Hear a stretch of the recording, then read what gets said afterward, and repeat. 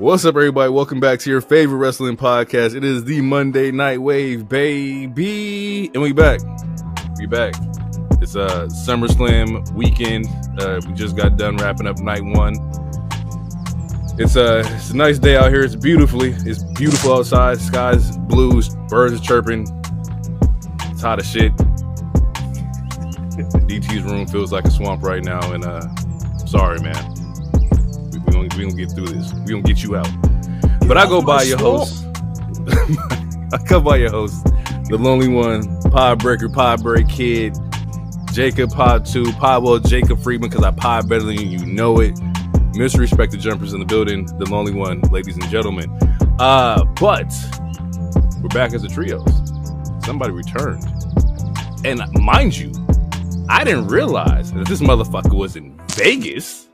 I was like, lo and behold, like, oh yeah, you just went to the Beyonce concert in Seattle, and then something hit me. Them clips I seen, it was in Vegas. Yeah, and I could have blown him up on the episode when I figured it out, but I wanted to wait till he got here. This motherfucker flew from here to there and was in the desert with Beyonce. Go ahead and introduce yourself. He is the wild card. He is the king of gorgeous. He is Mr. Sexy Ass Lottery. His name is 4 letters, 1 word. Summer days just sitting around, and when the sun goes down, I'll be ready to party. Whoa, hey, ain't nothing like them summer nights. Hey, his name is Hero, and I am he, and I am glad to be back. And what a better time to be back than the biggest party of the summer, SummerSlam. Yeah, glad to be back. I was in Vegas. It was very hot, and I never wish to go there in late July, early August. Okay, wait. That was my intro. No. The big question is, while you were there, did you dress down for Beyonce? Yes, sir. Did he dress down or did he dress up? There we go. I dressed down because it was hot. I wore some jeans, some jeans way above the knee. You can see a lot of thigh. You know what I'm saying? And then I had a button up with the sleeves cut off, so it looked like I was working on a tractor. And it was cool. I saw quick DC3 reunion. Didn't expect that. That was nice. But I mean, honestly, I was really there to just film my wife be excited. So that's kind of. But I did enjoy the show. It was a good show. Do you have a Beyonce song that she played that was like, oh damn, this is one of my jams? Not this particular. Like, so when I first saw her in concert, because my favorites, you know how men's favorite songs are usually a male's favorite song is Me, Myself, and I. My favorite song is Resentment, and I saw her do Resentment. I saw her do Resentment in a wedding dress in Seattle, and like that blew me away. I think I was there for that. On this particular album, like Daughter, honestly, I think Daughter is probably my second favorite Beyonce song. And yeah, she did do that, so I was really hyped for that. So That's dope. I like that a lot. But who's the third voice?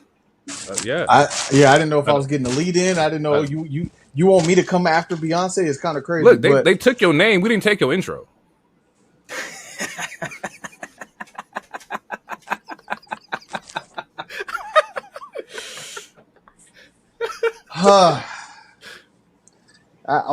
That shit hurt too when they said it at the SummerSlam.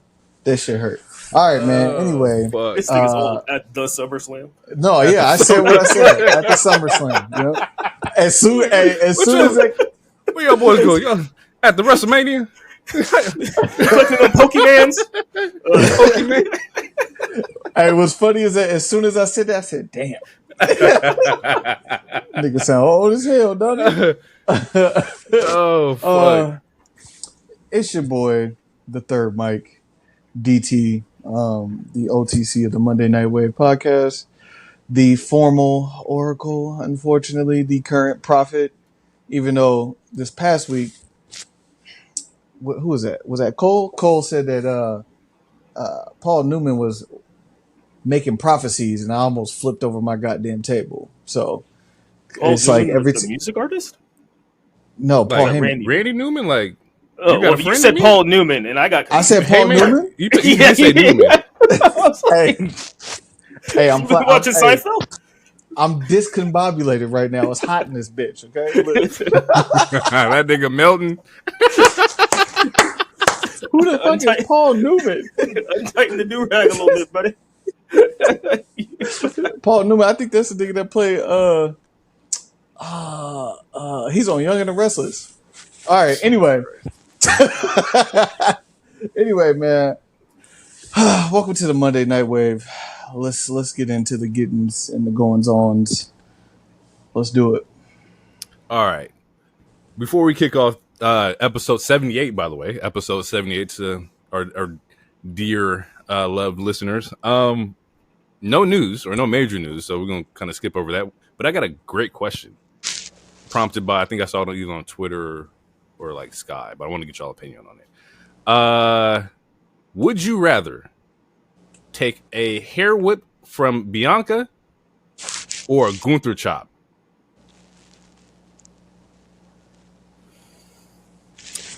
I would rather take a Gunther chop. And the reason, which that sounds crazy. It sounds entirely crazy. But the reason I would rather take a Gunther chop is because you know where it's going to hit, like, and you can kind of brace for it. With the hair lash, that shit wraps around your body. So you might have a whole whip, like literally like across your torso or your stomach or something like that. Like you go for the block, but it really hits your back. But with a Gunther chop, you know it's coming to your chest or your shoulder. You can see it. I know. I'd rather take a chop. That's my answer. Okay. I'd rather not participate in the match.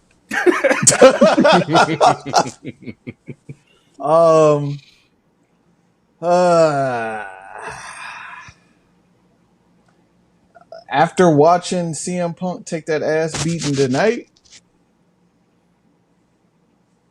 Both of them gonna draw blood. You ain't gotta worry about that. Yeah. One of them's gonna leave a long ass welt though. Like yeah, but I feel like one is gonna sting for a little bit, and the other one's just gonna feel like your chest is missing. And I would rather just deal with the sting than feel like my chest is like concaved. You know what I'm saying? I don't want the Kofi Kingston chest. I'm cool. I think I'd rather just take the whip. As much as my ancestors would probably be disappointed, Jesus Christ, I would probably just take the. Your name is Toby.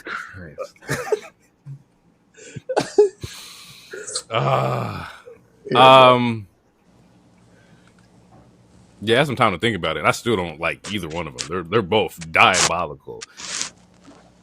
One is it's gonna be quick. It's gonna sting, but I promise you. Like, have you ever had your chest? Never mind. I don't know. We're all black millennials. I'm sure we got spanked. We have all had an experience where that belt wrapped around your leg or something. I'm telling you, I'm taking a chop. Just because you can brace that better. I got hit with a switch before. I know what that shit feels like. Yeah. Ugh. Yeah, let's not say I'm going to take a chop. I don't want to incriminate our I parents. don't incriminate nobody. There was a lot of abuse. Statute of limitations. It's up, nigga. It's up. Can't even find trees no more. That's crazy. I'm going to take the chop. I think just the one chop, get it over and done with. I'm good to go, bro. The whip make a sound effect, bro. You gonna get hit and it echoes. Like that's like getting crossed up and they make the jumper. Like I can't go out like that. I'm sorry. Did you not hear the chops that CM Punk took tonight? Did we miss those? CM Punk 75 years old. Like it's gonna sound like that on the hollow chest. Yeah, it's surprising he didn't die. You didn't hear a couple times. That nigga was fucked up. You didn't heard Sammy. You didn't heard Sammy take the chop. You done heard Jay's chest get chopped. I'm sorry. If it's one braid swing, I'm gonna take it one time. As long as I'm coming off the rope and it's coming across the midsection, I live. But when you see that motherfucker wind up and Gunther bring that hand from behind his knee and then come up and swing it, nah, I'm Gucci, bro. The braid is putting whelps on stomachs and lower backs, bro. Like that's the chest is hit me here, bro. Like let me get it over and done with. Are you acting like nobody's chest ever started bleeding? He turned Jay's chest. he made Jay look like his chest got tatted in red ink. Nigga, what is you saying? Yeah, but I gotta agree. It's just harder to embrace the braid because you think it's gonna hit you in your left arm, but it'll wrap around your whole body and hit you in the right arm, and you like, I did all that for what? I'm bracing the wrong area. like okay, it's gonna hit my arm. Oh shit! It's all you think it's gonna hit you right in the stomach, but really it goes up around your back and then hits you right in the stomach. They come in layers, bro. I think right now I'm still taking the hair whip. I think I'm still taking the hair whip. It makes good radio. We can't all agree. Yeah. Let's jump into night one of SummerSlam. As I said in pre-pod, I completely missed the first match due to me thinking it the PLE started at 4 and was actually 3. So I'm gonna let y'all cover it. I'm gonna just pass the ball, ask some questions here, and let's see what comes about.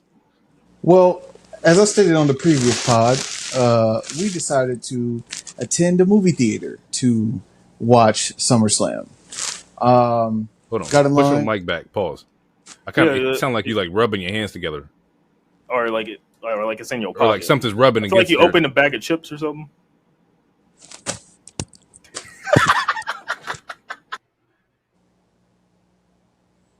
As my mom would say, you can't win for losing. It is. All right, how about now? Do we sound okay now? Yeah, we sound great. I'll let you know. All right. Are you gonna be able to chop and edit this up, or this just whatever you're doing right there? It popped back up again. All that moving, all that hezzying. Nah, cut that out. I just gotta sit here still. You want your audio quality to sound good or not? Take it away, hero. What? Now this is your man's, bro. Your man's came back. Come on, talk about it. Let's talk about it. Yeah, let's talk about it. Go ahead. You got All it. right, so the opening match is the tag match with Bronson and Bron Breakker with Heyman versus Jey Uso and Roman Reigns. And who started the match? I think it was Roman. Did Roman start? Or was it Jey? No, I think it was Jey. Because Jey was getting his ass. Yeah, he was getting his ass beat for like 15 minutes. Mm-hmm. But yeah, it was so there were some people that were confused by why Roman is starting the show, but then like when you see what the main event is, you know why he's starting the show. And also someone as big as Roman, usually those kind of people, because like Becky's done it, Brock Lesnar's done it. A lot of people, like if you know for a fact you're not the main event, then more times often than not you want to open it because you want to set the tone, you want to set the environment. It was a good match for what it was. Some good spots. Bronson coming out with the shoes, calling it the Shula Fala, the tribal thief. That was very that was funny. The Shula Fala is wild. Hilarious. That's hilarious. DT, please, I'm tagging you in, man. Talk about the match. Jay got his ass beat forever. It seemed like both Brons were in control.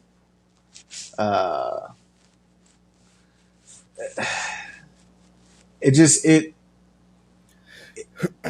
in this match it felt like they're starting to kind of simmer Jay down a little bit slowly, but overall good match. Roman finally gets in with the hot tag, lariats and clotheslines for everybody. Everybody's getting their ass. That boy dived out the ring. Yeah, and I haven't seen that in like 4 or 5 years. Everybody's outside the ring. He looks back. He looks around. I'm like, is this nigga about to jump outside the ring? I ain't seen him do this since I played with him on 2K like last night. So, and sure enough, he ran to the ropes, and the boy took off from damn near the middle of the ring and overshot his jump. I did see that too. So much so that WWE tweeted Air Roman, and then USA tweeted it's got to be the shoes. Which, if you know the Jordan brand deal, it all works together. So because he was in Concord boots, right? Yeah, and so the bottom of the boots is like an ice blue translucent bottom, and then it says Flight on the insole. So it was pretty fire. Um, anyway, yeah, Bronson Reed. I'm sorry, Bron Breakker is a monster. Bron Breakker's a monster.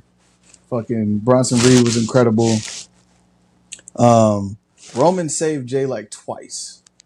He took the bullet for Jay twice. So they're trying to let you know that he's diving over the top rope. He's saving his cousin. He's a full on baby face. Good guy. He's doing his best to not be the jackass no more. So it was an incredible match, I think. I mean, he did miss his cousin's whole title run.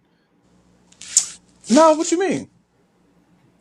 He didn't miss the whole title run. He was there at the beginning, and then he watched from afar. You know what I'm saying, somebody got to give him tips. Who else has had a championship in their family in the last 5 years except Roman? A main title, yeah, just Roman. Yeah, so somebody had to be giving them tips. Mm-hmm. Okay, I see what you're doing here. Okay, so I'm a little confused on why you would think that they're simmering Jay down. Because to me, like, he came out through the crowd as usual, which he didn't do like the last 2 weeks, I think, or something. Yeah. Still over his shit, and he's the one that got the pin. Yep. He's gonna go ahead. Sorry. Yeah, no. So I was just kind of confused on why what makes you think that they're kind of like trying to simmer him down? Because to me, he still has that rocket on him, at least in my opinion. Jay's at the point, I think, where that entrance is his entrance. Like, he's going to garner that reaction regardless of where he's at. We already know they're talking about bringing Jimmy over to Raw. You're not going to have them both on Raw and not go for the tag belts. So At some point, yeah. Yeah. So this show obviously opened. I know we just talked about it, like opening the match versus closing, or opening the show versus closing the show.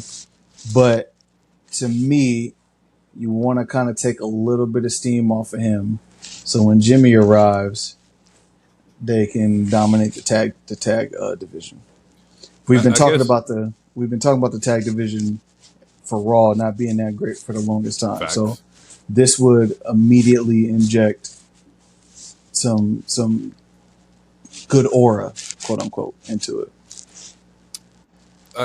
The way I look at it is one question: do we see Jay becoming a 2-time world champion?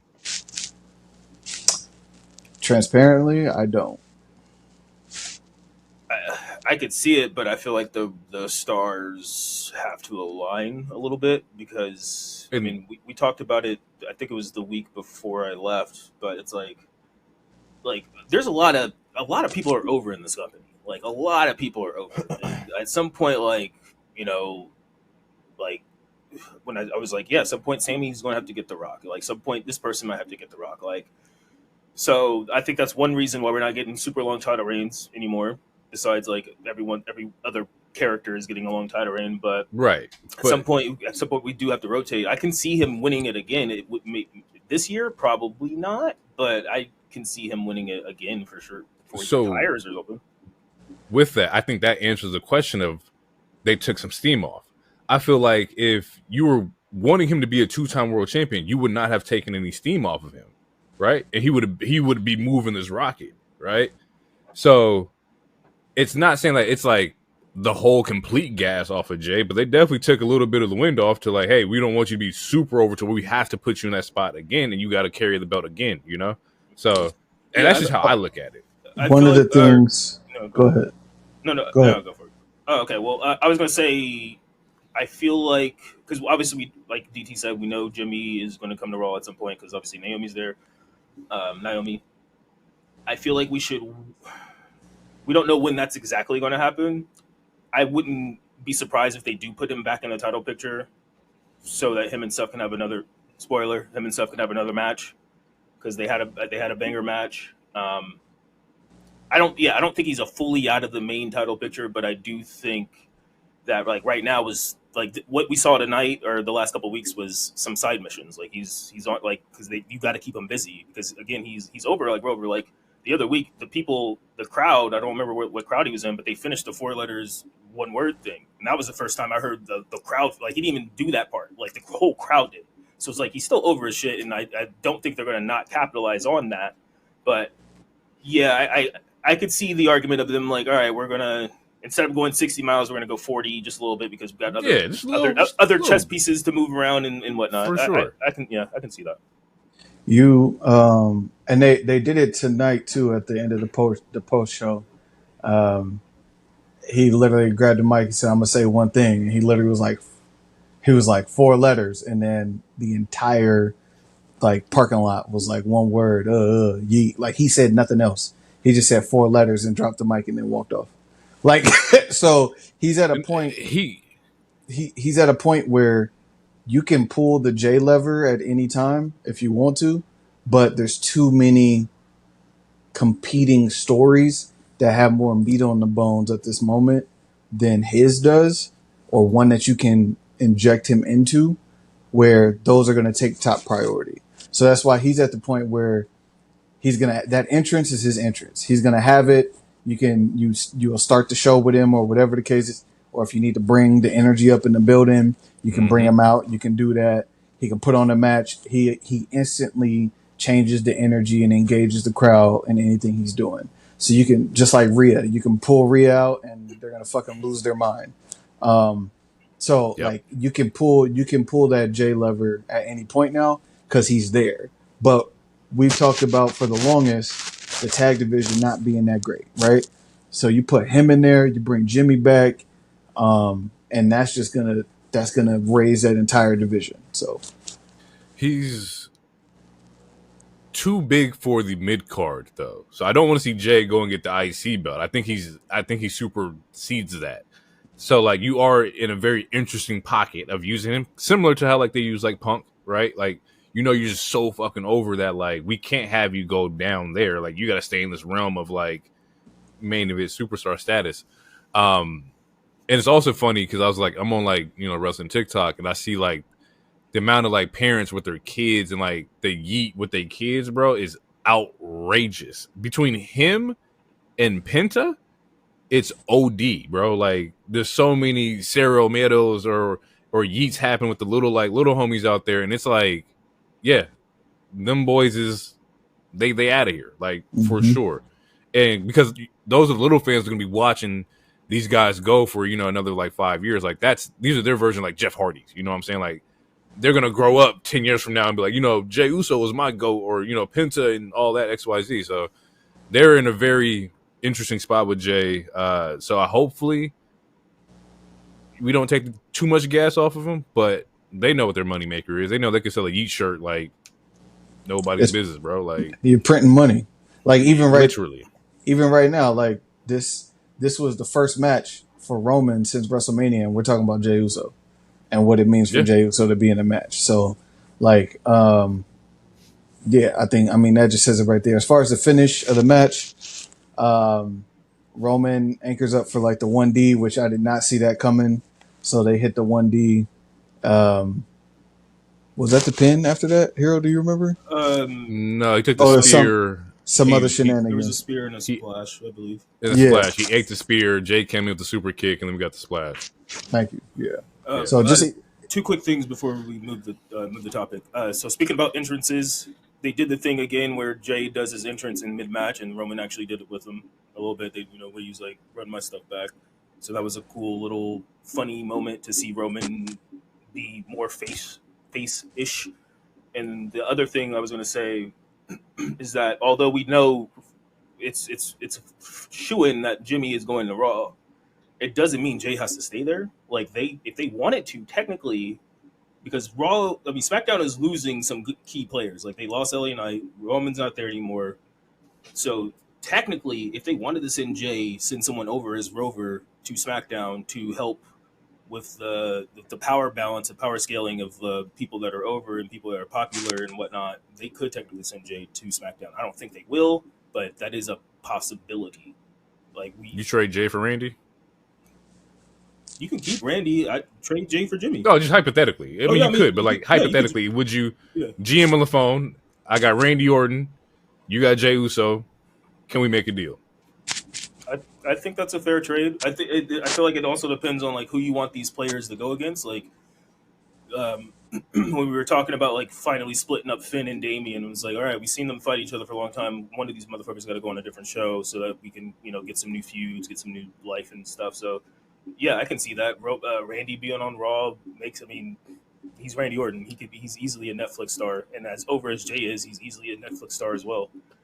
But I brought that up to say I don't want to fully buy the ticket of, oh, we're going to get the Usos back. We know we were going to get the Usos back, but they might swerve us and they just might just switch them. DT, you were shaking your head. You wouldn't take the trade? No. Why not? What's the reason behind it? The RKO, the most dangerous 3 letters versus the Yeet. I'm not taking that because as of right now, you still got Cody as your face of SmackDown. We'll see what happens tomorrow.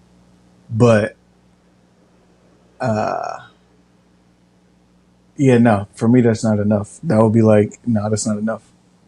Okay. All right, that's I don't have like a scientific reason, but I have a feeling. It just doesn't feel right. So I wouldn't do that. On which end? On the end that you're not getting enough return for Jey Uso, or you're not getting enough return for Randy Orton? I'm not getting enough return for Jey Uso. Oh, so you want if this, okay, because this is trading, so we're talking sports here. So you're saying Jay is worth at least 2 people? Like, I'm not going to, like, he's not like it's like it's a draft pick and a person, maybe 2 draft picks and a person. It's not just like one person.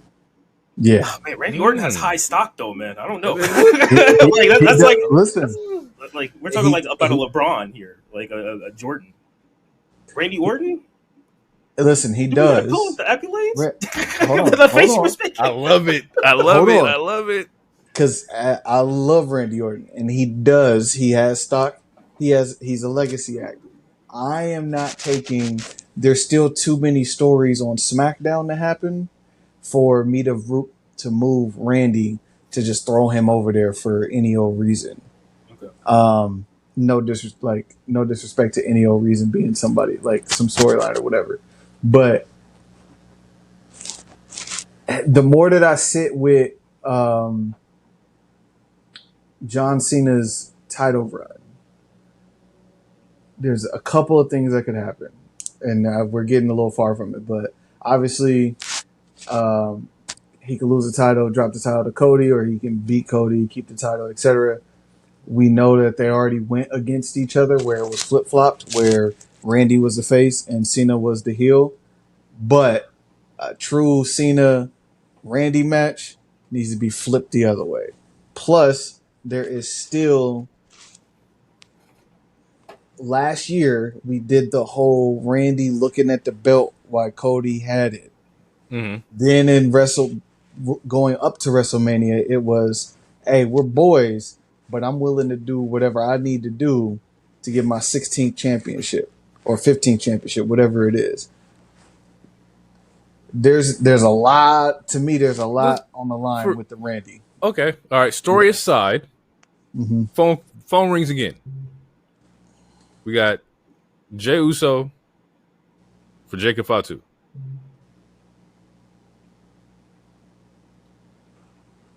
I mean, I'm taking either trade. Fuck the story. Keep story at it. Story aside, okay. Superstar for superstar, 1v1, Jacob for Jay. Damn, this is gonna sound disrespectful. Right now, they're not in the same. They're not in the same tier. They're not going for the same belts. So you want to take a main eventer, a heavyweight world champion for at some point in time down the line. He's currently a mid-carder, but at some point down the line, he's going to be. But it's not right now. But right now, he's holding it, or he's going back and forth for the U.S. belt. I'm not doing that. And I love. Sometimes you can win now mode. Sometimes you need a win now player. Then the other team may need somebody for the future. And to be fair, Jacob Fatu is being held back on purpose. Yes.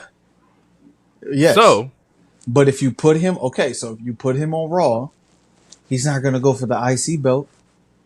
As a matter of fact, makes sense. Who has the IC belt right now? Because I don't even remember. Dirty Dom. Dom, bro. You better put some That's respect disrespectful. on the mustache. What the fuck? What? Oh, hold on. The reason why is because he's about to be the face of AAA.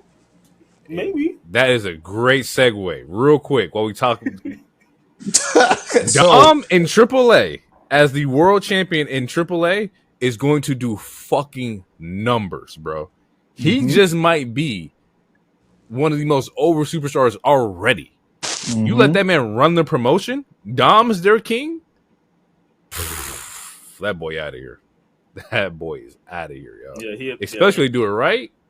would you call him Dom King? No, but I mean, yes, I would in our group chat, but not publicly.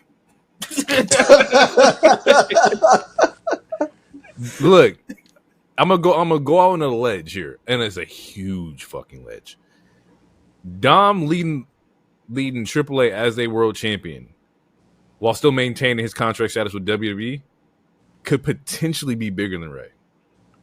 I think like if you do it right and he's really that dude, this whole mid-card guy in the Judgment Day does not exist if Dom's running an entire promotion. You're about to have a fucking problem. Yeah. They're going to love him. I'm here for anything Dom related. So I want to see it. That shit got me hyped. When I saw the fucking pop when he took the mask off, bro, like that shit got me hella hyped to see. Yeah. It would do an unimaginable like facelift for AAA if Dom was like their champion.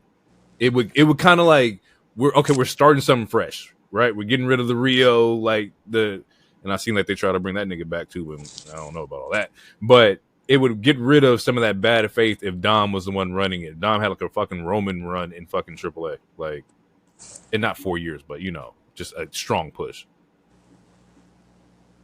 I mean, speaking of reactions to AAA, I mean, on Grande Americano, he seemed pretty loved as well. He did.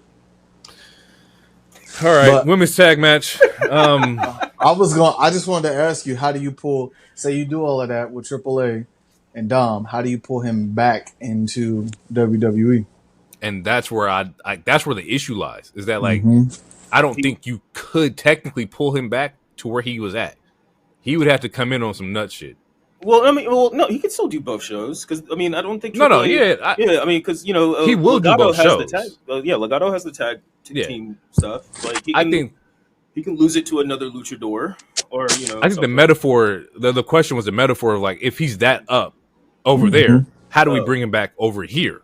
And he's that up. Like we can't drop his stock. Like you have to put him where his energies would be at, which would be main card. I mean, to me, his stock is up. Like either he's been like he gets cheered a lot, he gets booed a lot, and either one, it's loud as hell. So I don't think it necessarily matters. I don't think it's I don't think that's a thing you would have to worry about per se. Dom might be a face in AAA. I mean, he's a face. He's a face right now. And that's also true. He's a face right now. No. Women's tag match. We got Bliss and Charlotte versus Roxanne and Big Mama Swole. Why am I drawing a blank? Raquel. There you go. Raquel Rodriguez. Show me that back. Man, gotta love that back. There you go. And once again, Raquel has been looking great. I think like she may be on my most improved list so far. Like ever since that tweet, she been Diesel. No pun intended. I don't think I was here for that, or maybe I was, but I would like.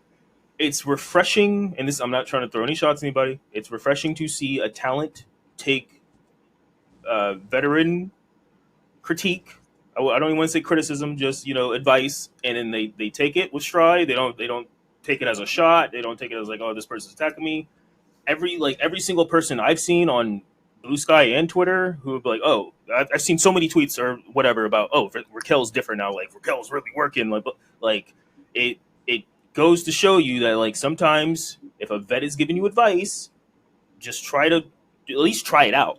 Like don't just like be like, oh no, this person's tripping, you an old head, like that's on like sometimes you should just listen to advice, like just a little bit. I don't know. It depends on the vet. It depends on where the message is coming from. Like, if my game is better than you, you can't tell me how to do my game. Like that's just how you got to look at it. But I can take some advice. I'm not saying you can't be, not accepting of constructive criticism. But sometimes some old heads not looking out for you. Some of them are just like, hating just to hate.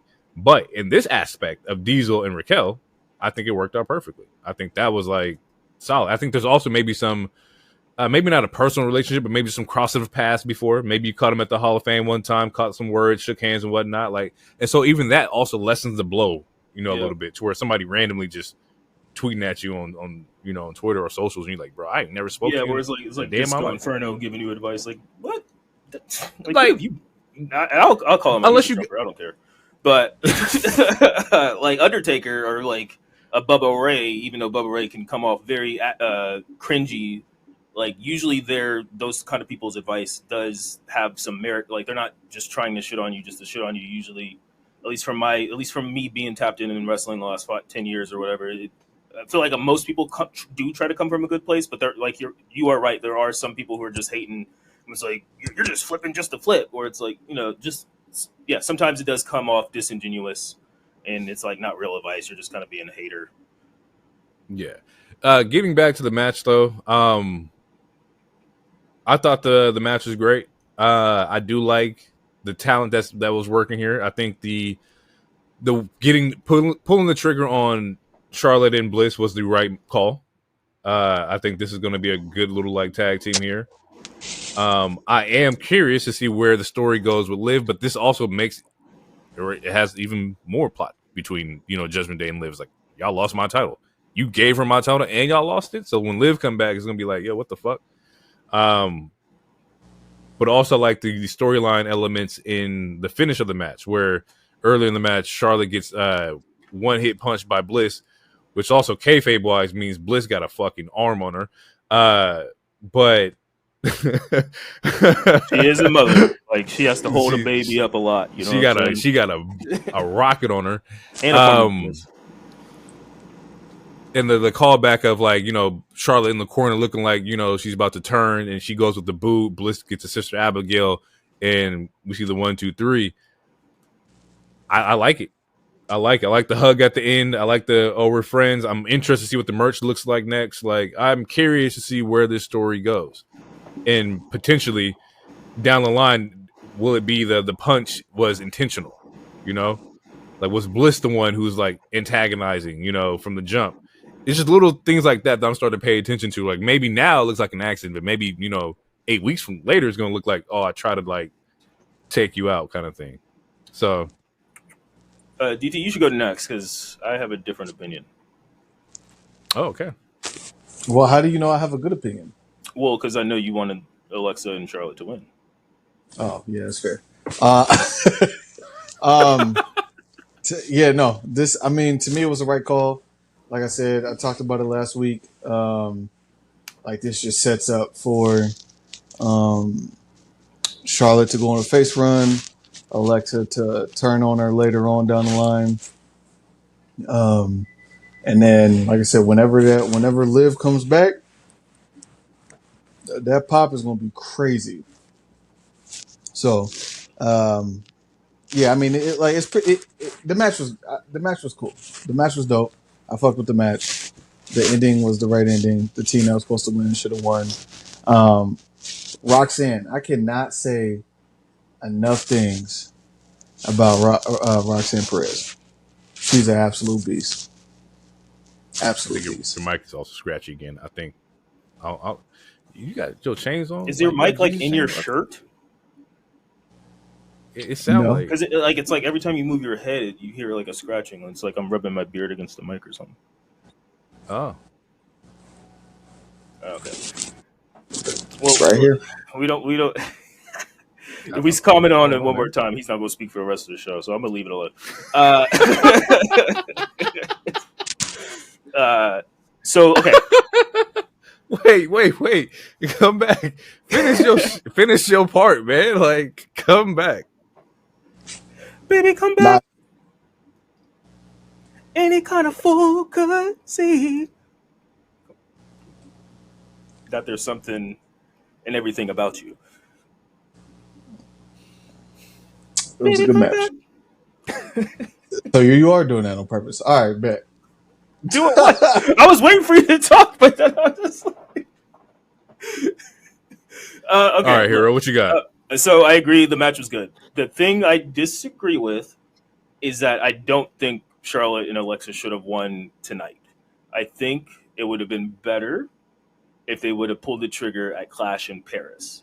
And the reason I'm saying that is because I feel like if they would have waited a little longer, so we, like to play on, like I feel like they could have played on this whole friendship thing just a tad bit longer, so that we can get that kind of moment that we saw like right before WrestleMania 39, like when KO and Sami finally hug, and then like we're going to go after the Bloodline. Like they could have, I feel like they could have capitalized on that emotion of finally trusting each other and actually becoming friends. I feel like they could have just capitalized down on that a little bit more.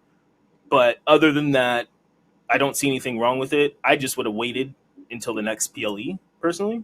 That's my only different take. I feel like with them switching the titles, it maybe Liv is coming back sooner than we think to where DT's storyline can play out, or maybe they got something else in the pot for Charlotte and Alexa. But I feel like they could have worked out the friendship storyline just a tad bit more to me, just to like capitalize, like, oh, they're really friends now. Because even in this match, we get the accidental punch, so like we could have played on that just a little longer.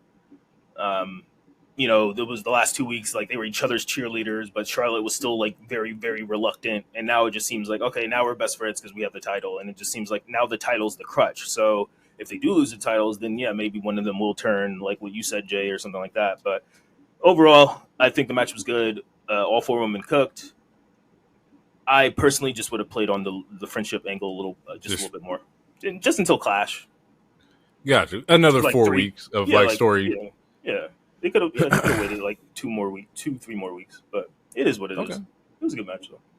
And you might get like a rematch. You might still get a story like for Clash. Who's to say that they don't run it back in Paris? It's a strong possibility. Run it back fucking Monday. I mean, that happened at Mania. Yeah, we've seen shit like that happen before. Sammy versus Karrion Kross. Also, going back to the Charlotte match before we get into this, crowd has been asked. These rich crowds, bro, not liking it. I don't like these niggas, bro. These rich motherfuckers do not like to chant. And they don't like to scream. They don't like to do nothing. They just like to sit there and look rich. It's ass, bro. It's ass. Anywho, Sammy versus Karrion Kross. I agree. But also it's in New Jersey. Like, I mean, there's not really much to cheer about in MetLife. I mean, as many wins as we got tonight and tomorrow is going to be the amount for both of their football teams anyway. So, And also, how is the Bills the only team that actually plays in New York? This is why they're a joke to me. Clean your train stations. Look, at some point, we're going to have to get in these streets. And at some point, it's going to be, hey, yo, somebody, hey, I like the Knicks. I like the Knicks. I'll give you guys that. Let's clean it up. Let's clean it up. Sami Zayn, Karrion Kross. This was a Monday Night Raw match to me. I'm just keeping it stacked with you. Not saying they both didn't perform well. It just felt like it could have been on SmackDown or Raw. I don't know if there was supposed to be like an emotional payoff to something. We saw Sammy throws down the pipe. He doesn't want to use the pipe to pause. Pause. Sammy declines the pipe from his wife. That sounds even worse. Pause. Sammy don't like the metal, man. All right, shit, I don't know what to say. I'm a child. I'm sorry. I apologize. In this match, we see that there was no dark side turn that Karrion Kross wanted from Sammy. It ends with the buckle bomb, the haluva kick, 1, 2, 3. That's it. I don't really have anything too crazy in the notes.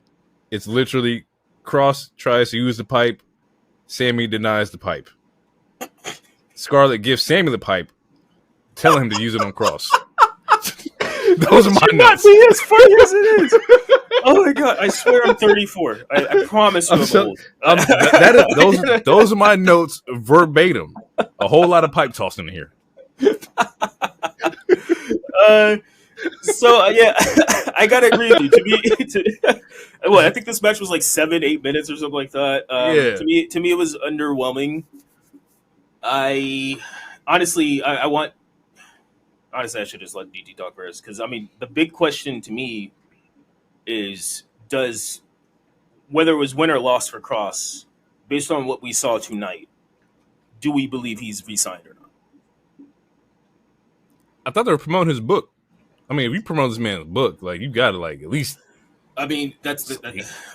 That's where the speculation comes from. Because like in my mind, if he didn't resign, I'm not going to put him on SummerSlam. If I'm Triple H or whoever, like if you're not going to resign, why would I put you on this PLE? Like, and I'm not saying I'll do like some TK stuff and just like have you just stay at home, but I'm not going to put you on the PLE when that could have been a spot for Julia or someone else, because you know the fans are going to complain. Like, why is Bayley not on the card? You know, like I mean, honestly, I'm mad about that. So it's like, in my mind, I'm not going to put someone on this card when I could have a Bayley or a Julia or a whoever, and you're not going to resign. But also at the same time, I mean, based on what we saw, I mean, if this was the last match, I also wouldn't be surprised, if that makes sense. Like I saw a little This clip is like of a like him. song.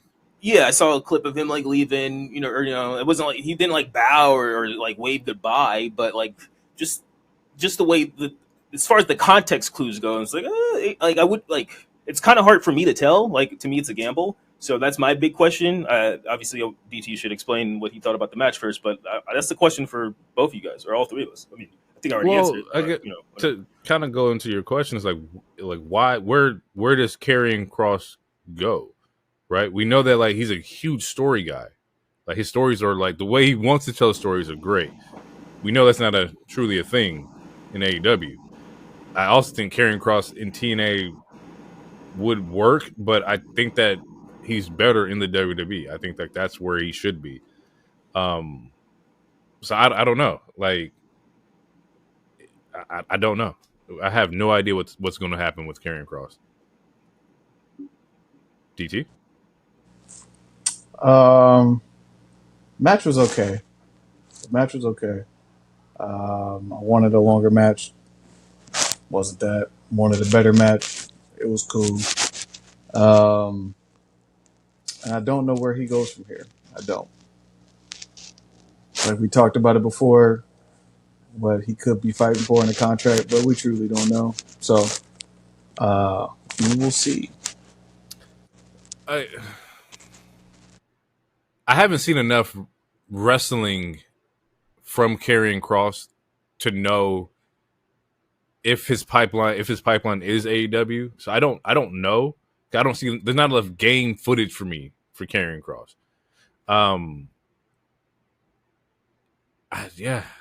I truly have no idea. I think the guy has a lot of talent. I think the way he wants to tell his stories may not have been perceived the way that the business wants. So I think he has one of those creative brains. I just don't know if they're allowing him to like fully like tap into that. I don't know if he has the creative like input to push certain stories. Because we saw it before. We talked about it like, oh, this whole architect thing that he's been doing for like a year now has been like, okay, he's the orchestrator of everything chaotic. Like that is something that I would have followed through with. Like, and they just, for whatever reason, they haven't yet. And I don't know if that's because they're trying to figure out what's next or what. But in terms of his like capabilities in ring, he's a shoot fighter. Like he can actually really fight. So, I think he'd translate well to AEW if that's what he wanted to do. Okay. But all right. Next up we got Stratton, Cargill, WWE Women's Championship match. Another very quick match. Let's start with DT. Yeah, DT3. Tell us. DT3. oh wow. Wow. I'm sitting here, I'm like, why are they calling me that? All right. I mean, shit. What I said was true.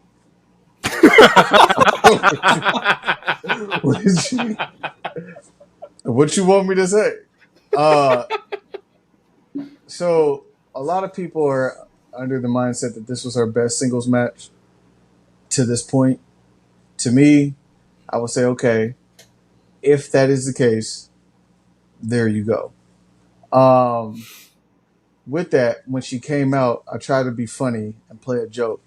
And I was like, Hero, look at her face. Is she going to win or lose? And he looks and he goes, yeah, nah, she's losing. And I was like, oh, okay. So as far as Hero is concerned about a tail, clearly the tail is telling. But I thought it was an okay match. The right person won. I just need to see more. Like, I need to see more selling. Like shit. Like one of Tiffany's like power moves, the Alabama Slam. When she does it, everyone else that takes that move, like acts like they got the wind knocked out of them or they just died or whatever the case. Jade barely had any impact on the ground, and I don't know if it's because she's taller or longer than Tiffy or what, but it just she damn near no sold that move. You know what I realized? Tiffy was orchestrating. Yep.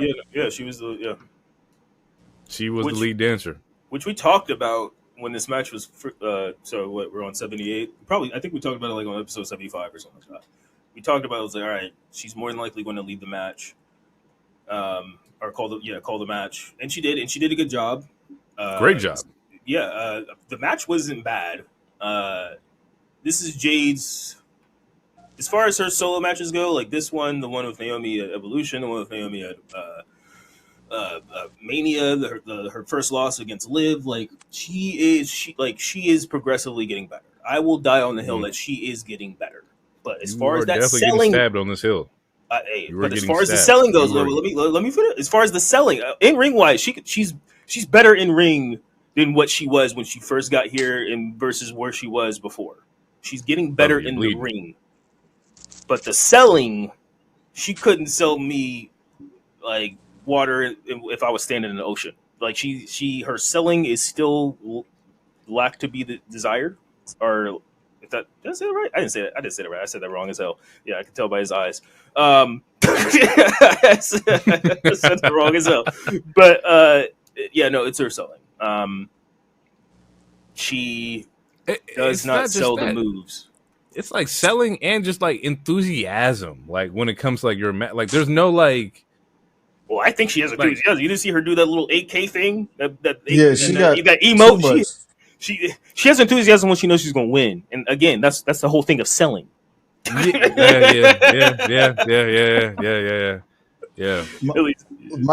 My thing is she looks great. The gear is great. She's athletic. She's powerful. She's strong. Like it's there. She just needs to work on her talking and helping put her opponent over. Putting somebody over doesn't necessarily mean you lose to them, but you're going against the top woman in the division right now. You're up and coming as a face. Like, and I'm not saying like you need to die every time you get punched, but fucking Jelly Roll sold better than her this we'll this get into PLE. That. We'll hold that thought. We'll get into that. Yeah, we'll get into it. But like, he only been wrestling 6 months and ain't did a single match. I think with Jade, it's like she reminds me of like it's like the one and done prospect in sports. It's for the people listening. It's like when you have a 5-star recruit who think they like they're everything in high school, and you go to college and like your game just changes a little bit. You're not that, or you still that guy. If you go to the NBA, and then it's like we have people here who you are either just as talented or better. So like you got to get with the program and be with the team. And I don't think like that resonates with Jade. I think that like she's amazing, bro. Like physically there, like DT said, like look, entrance gear there. Like, it's just the game just don't revolve just around that. It's way more aspects to it. I think I don't want to say a better comparison because I like a comparison. I think another comparison is like college quarterbacks when they get to the NFL. Like like think about Marcus Mariota or Johnny Manziel, or there's a lot of other people you can name who Trevor Lawrence. Like there's these you guys great college quarterbacks. Kill it in college, but those are a little different. Like, you know, and it might take you it might take you 4 seasons to finally like have a string of really good ass games, or you might be a bust. Like, I don't know. I don't think she's a bust or anything. It's just I think, watch that nigga's face. I see how you looked. I'm gonna clip that. I think it's going to like Dee said, the mic skills and how we all 3 of us say it's the selling. Like once she gets those, and the mic stuff might even take a little longer because like it took Roman a long time to like really get good on the mic, but his selling was always on point. So like, but he wanted to get better. Yeah, no, of course he wanted to get, and I don't know her work ethic. I don't want to speculate and say that she just doesn't want to get better or anything like that. Respectfully, I don't like I said, I think she's getting better. I personally see the progression, but in the 2 areas that she lacks in is what is holding her back. Is it going to hold her back forever? No, because WWE they've shown this they put a lot of investment in her, and that's why she's like they finally took her off the training wheels. That's why she's doing the solo run and whatnot. There's a part of me that still thinks she isn't fully ready, which is probably why she lost. Maybe I'm not sure, but we talked about it. Yeah, the tools are there, like DT said. It's all there. It's just you gotta sell. If you get hit, if your arm is being worked the entire match, then sell your arm. You know, don't just at this point. I don't even know if you sell the wrong limb. Sell me something. It's like it's. I don't know if you guys have ever watched any episode of LFG, but they do like this point system in the matches or whatever while they're coaching the people through the match, and then they put it together. And like one of the knocks is like, yo, like you have to literally just what Hero said. If somebody is working a limb, you don't get to just pop up and be cool the whole rest of the match. Like you're doing your opponent a disservice. You're doing a disservice to the fans that are watching and the performance in itself. Like you got to buy into that. Yes, you are strong. You're a strong woman. You're capable. You look fierce. All of those things are true. All of those things, Rhea Ripley. She's strong, very capable, fierce woman. Don't take no shit for nobody. And she is probably, in my opinion, the best seller in the company. Like man or female. And she still delivers on all of her matches. And that's why like I'm saying like she has to watch, like I don't know if she is or isn't, but she needs to watch Rhea tape. She needs to be with Rhea. And not like on TV, but like behind closed doors, working, that's who she need to rock with. But you know, the difference is that like with Rhea, it's a love for the game. Rhea loves wrestling. We've heard several times that with like Jade and like her direction was like, oh, like where the money's at. I'm trying to go to Hollywood. And like, that's fine. And I get that. If that's what you're chasing. But there's a difference between I want to go this direction and I just love the game of wrestling. You can tell with Rhea, it's just no matter what she do, win, lose, draw, like she just loves wrestling. Well, it's going to be hard to get into Hollywood if you can't sell someone working your leg for 10 minutes. I mean, that's what happened in the Evolution match. Like Naomi was working her leg, and then fucking Jade does a kip up with no problem. They got sun doubles. You ain't got in Hollywood. You can just take a role being anything. Yeah, or do like, but it depends on the role. Like, if we talking, are we talking Tubi or are we talking Hollywood? Because if you get shot, you need to sell like you got shot. Because it's a goddamn movie. I don't know, man. Dewey play the same role in all his movies. Even if you want to do your kip up, like you should fall instantly when you land on that leg, or like you should stumble, like or a stumble, drop to a knee, and then get up and like pump yourself up or whatever. Like, yeah, man, that's it. Because y'all not finna do me dirty this pod. All right, clips this. It's already made. I already got. So, are you a Caitlin Clark fan or an Angel Reese fan, DT? Well, I have it. I have it on very good authority. I actually talked to someone in Jade Cargill's camp, and they told me she hates selling. So That is how you do a bit, ladies and gentlemen. You play off of each other. Pause. All right, next match. Too much Miller hype going around. Now for me to eat crow. Best match of the night, at least from what I've seen. I didn't see the first match, so maybe the first match might change. But what match are you talking about? Okay, wait. I'm happy for you to eat crow, and DT needs to eat a little bit. But did you just say best match of the night? yes, you're drunk as fuck. Who's better than this? Punk and Gunther. Punk and Gunther. What are you talking about? Oh, just because you didn't like the finish. Hold on. Wait, Hold on. Time out. I have nothing against the finish. We all knew the finish was going to happen that way. But come on, niggas. We were not playing. Come on. I can only suspend my disbelief for so long. I was second time I said that today. I thought that nigga was really injured. Becky worked me.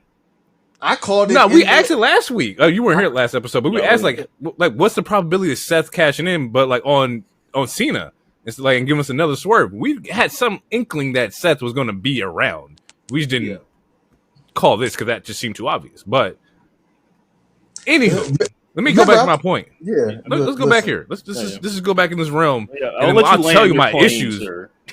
I'll tell you my issues with fucking Gunther and CM Punk. Although there was, we'll get there. Anywho, I'm eating crow. All right, I'm on this pod and I'm standing 10 toes down and saying, you know what, I was wrong. Jelly Roll did his fucking thing.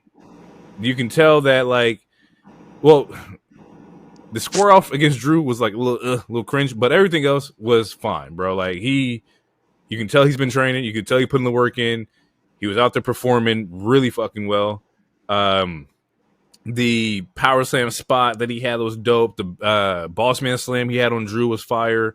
The Logan bump is what really got me like, oh, he's in it. Man. The frog splash. So like I'm sitting here watching, I'm like, okay, he's in a position to take. I'm like, he might roll out. And then he adjusts himself to like get in the right spot.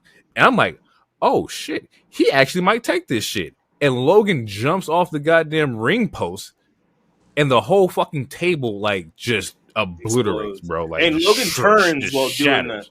Logan turns while doing that frog splash. That was like it's a good spot. It was a great spot, and he took that like a champ, bro. Like I gotta give my respect to that. Like that's kudos, Jelly Roll. You got your props for me. Like I said, I ate crow. You went out there and you balled the fuck out. I'm not mad at it. I'm not mad at the finish either. Sometimes we see a lot of these celebrity matches where the celebrity gets the win and whatnot. The man went out putting somebody over. I respect it. Yeah. I respect it, bro. Like that. He didn't want his moment where he was in front of the crowd cheering. He put them over. I got to give him credit. As a celebrity, you don't really find that too often. You don't see that often at all. Like that's solid. The story, I think like DT sent something in the chat today where he's talking about he was there every day. He broke his finger. He's been coming back. Like, and that's not the only story I've seen about Jelly Roll at the PC. Like, he put in the work. I can't sit here and hate on that. Like, he did what he was supposed to do. He took care of himself. He took care of the business. He looked great. So shout out to Jelly Roll. You get match of the night because I have to eat crow and you proved me wrong. Period. Okay, I see it. This is a very extensive menu. However, I will just have 2 orders of crow with a side of I told you so sparkling. Please hold the ice. I was hating all the way through. Even when they did the What's Your Story podcast and you hear Triple H and other people, oh, he moved to Orlando. He's been in the PC. He's been there every day. Oh, he lost 130 pounds. I'm like, yeah, he looks visibly a lot smaller. Like, I was like, I don't give a fuck about none of this, man. Like, even when the match started, I was like, oh, this is the match I should like. go get some concessions for it. That's crazy. Disrespectful. I stayed. That's disrespectful. You a Roman fan. You don't do no spots. I'm just saying, man. Anyway, I'm not taking the bait. There was I have very few complaints. Very few. One complaint for sure is they should have let Jelly Roll sing Randy's entrance with the fans and let Randy come out and then bring the music. You a disrespectful nigga. You want the nigga to sing for free? That's a whole different bill. No, he got paid tonight. He got paid to be a performer. He didn't get paid to be a singer. That's like, oh yeah, I brought Vince Staples up here to do an interview. Hey, go ahead, bust a freestyle. Actually, I'm pretty sure he had a clip on that too. But no, are you up here to interview me about the album? I'm not about to fucking rap for free, nigga. What the fuck? It depends on it depends on the interview. If you seeing a Sway, you know you got to bust a couple bars. And it's funny because he said that same shit. He was like, yeah, I'm a rap for Sway. It's gonna be an angry ass freestyle. I'm gonna clip that shit and put that in here. But like everybody else, like, no, bro, like you got me as a performer. I'm not about to get out there and just start singing for you. Like, you about to perform? No. Go perform. But I feel like they brought Randy's music in too soon, and they cut the crowd off. That's my main point. They brought his music in too soon, and they cut the crowd off. Outside of that, I thought the interaction that you thought with McIntyre was cringe. I thought that was dope. He had to like hype himself up, went to go talk shit, and then ended up looking at McIntyre's chest, realizing he ain't really like that. Got his ass beat all match, which was fire. Like he took a lot of punishment. He didn't try to step in there and be the big dog. Like it was very much like, I am not supposed to be here. I am not supposed to be doing none of this shit. And yet here I am. I'm doing it.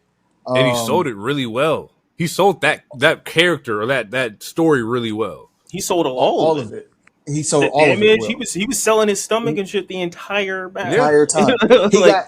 That's what I'm saying. He got hit one time, and like 5 minutes later into the match, he was still holding the same spot. That is selling. That makes me believe that nigga really fucked you up. Even like when he came back after like the injury, he's on his way walking to like the entrance, like they're about to cart him off or whatever, and he comes back in the ring, gets that hot tag, and like just knowing what to do in that moment with like the energy part, like that you can't teach that, bro. Like he went through and was like, oh, he got like a little Hulk up moment, like he was up there like he tried to rip his shirt. And he did try to rip his shirt. He did try to rip his shirt. I did see that. But like just understanding what that means, like you got the hot tag, you got this move here, that move there, and then like look at the crowd and like try to like amp your shit up. Like that was fire, bro. I gotta give him credit. Yep. You got to be a fan of wrestling to see that shit. Like he took multiple splashes. He took the Glasgow kiss. He took he did the fuck. I always forget that. Claymore. What's the kick? Thank you. I don't know why I fucked that up with the bro kick. But yeah, he took the Claymore. Well, I like one more than the other. I like the Claymore more than the bro kick. But yeah, bro, like he just did. And once again, bro, we gonna talk shit about this dude probably for the rest of his life. But goddamn it, shout out Logan Paul. He knows how to show up. 108. He knows how to perform. Okay, I'm gonna make sure I mute that name out. Listen,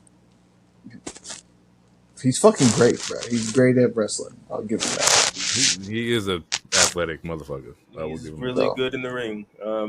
Match was cool. I didn't expect the heels to win, but I'm perfectly fine with it. Drew needed a good win. I feel like the way that this match ended, it sets up for Jelly Roll to come back, which was kind of already reported a couple days ago. It was like, oh, this is not supposed to be a one-time thing, which is similar to what they said about Bad Bunny. I'm glad this is not. I'm not going to do it. I told you so because that's immature. But I'm glad that he actually did perform well enough to where I feel like, okay, cool. Me telling you guys to chill and just let's see what happens. Get your shit off. Sometimes you got to get your shit off. It's all right. No, hey, I got a whole whole main event to get my shit off. but no, like I'm glad he didn't prove me wrong, because for like for every Travis Scott, for every other random celebrity that sucks, we do get a Logan Paul, we do get a Bad Bunny. Jelly Roll, he did really good. If I had to make a nitpick, it was that like I could tell he was trying to remember everywhere. Like he was in the spots that where he was supposed to be. Like he was like his timing was great, but I could tell that he was thinking about his timing. If that makes sense. Like if you watch certain people as a former dancer, if you watch people dance, you can tell someone's counting the steps in their head versus, oh, this person just gigging. So like there was certain parts where it's like I can tell where he's like, I need to do this. Like, I don't know. But that's a very minor nitpick, because again, this is a celebrity guest who is very passionate about wrestling, and anyone who's passionate about the business, I'm gonna give them a try. And knowing that Randy would give them a try, that made me even more confident in what I was saying a couple episodes ago. I'm just glad he did well enough to where it wasn't some shit show. Like we're not going to see a bunch of things on Botchamania or anything like that. Nah. He did really well, and I don't think this is for sure not the last time we're going to see him. If he's like any other person who steps into the ring their first time, one of the things they say is like, man, that's an adrenaline you don't ever really fully experience. I got the bug, so I'm pretty sure we'll see him say I got the bug in like a week or two, and we'll see him back. Honestly, we'll probably see him and Logan in a 1v1 and or some shit. But yeah, I don't think the story's over. All four gentlemen did good. Everyone made Jelly Roll look good. Randy hype him up, made him look good. The match was solid. Would I have put it on this part of the card? Probably not. But I would like to talk about the card once we're done with the whole show. But yeah. Okay. Good shit. All right. Spinning out of that, we get an intermission real quick. 4 letters, 1 word, MAGA. It's in the building, people. It's live. It's here. Thanks to our good man over here, Paul, and his wonderful trip down to DC, where he's over there talking to 45, I believe, and he's now head of like the fitness division, if I'm not mistaken. He's programming something over there, doing whatever. He's standing next to Lawrence Taylor, who's also a pedo, and I'm like, what the fuck is going on here? I can only suspend my disbelief for so long, which is probably gonna be the name of this episode. I said it 3 times today. It's probably gonna be the name of this episode. I've tried. I pushed it aside. I let shit rot. I've had my vocal displeasures with shit, bro. Like, Go for America.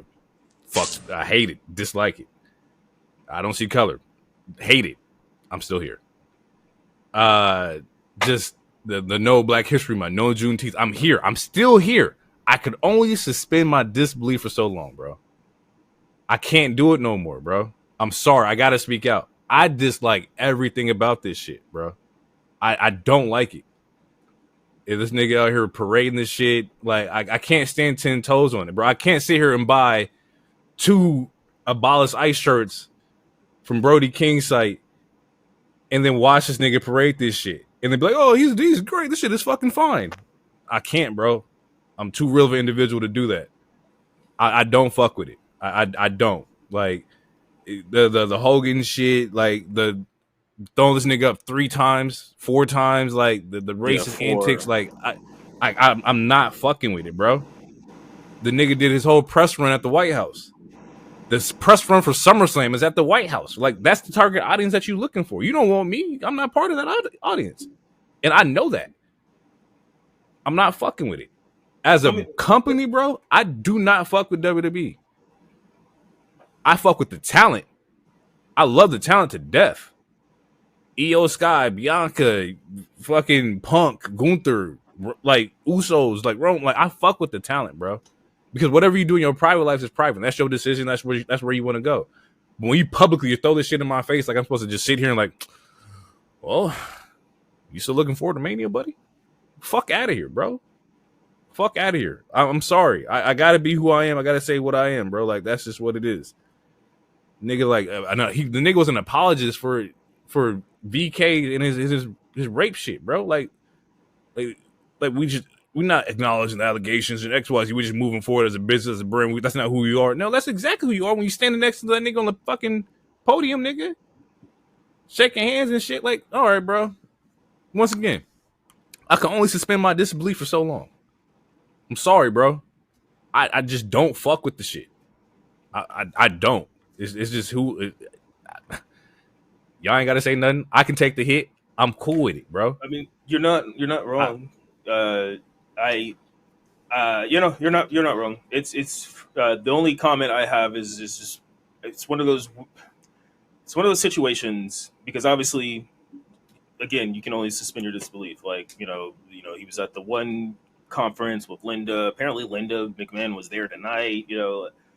So like we're seeing who PBS, bro. Yeah, we're taking away PBS, bro. Yeah, and NPR and a lot of what? ICE is everywhere. That affects us, nigga. That affects the niggas that look like us.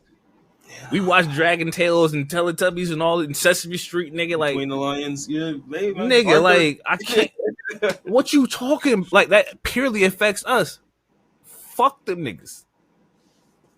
Yeah, no, you're not. Yeah, again, you're not wrong. It's one of those things though where it's like, this doesn't exactly. It's one of those things where it's like, where do we can't pick and choose when to use our moral compass type of thing. Where it's like, I've been protesting Israel.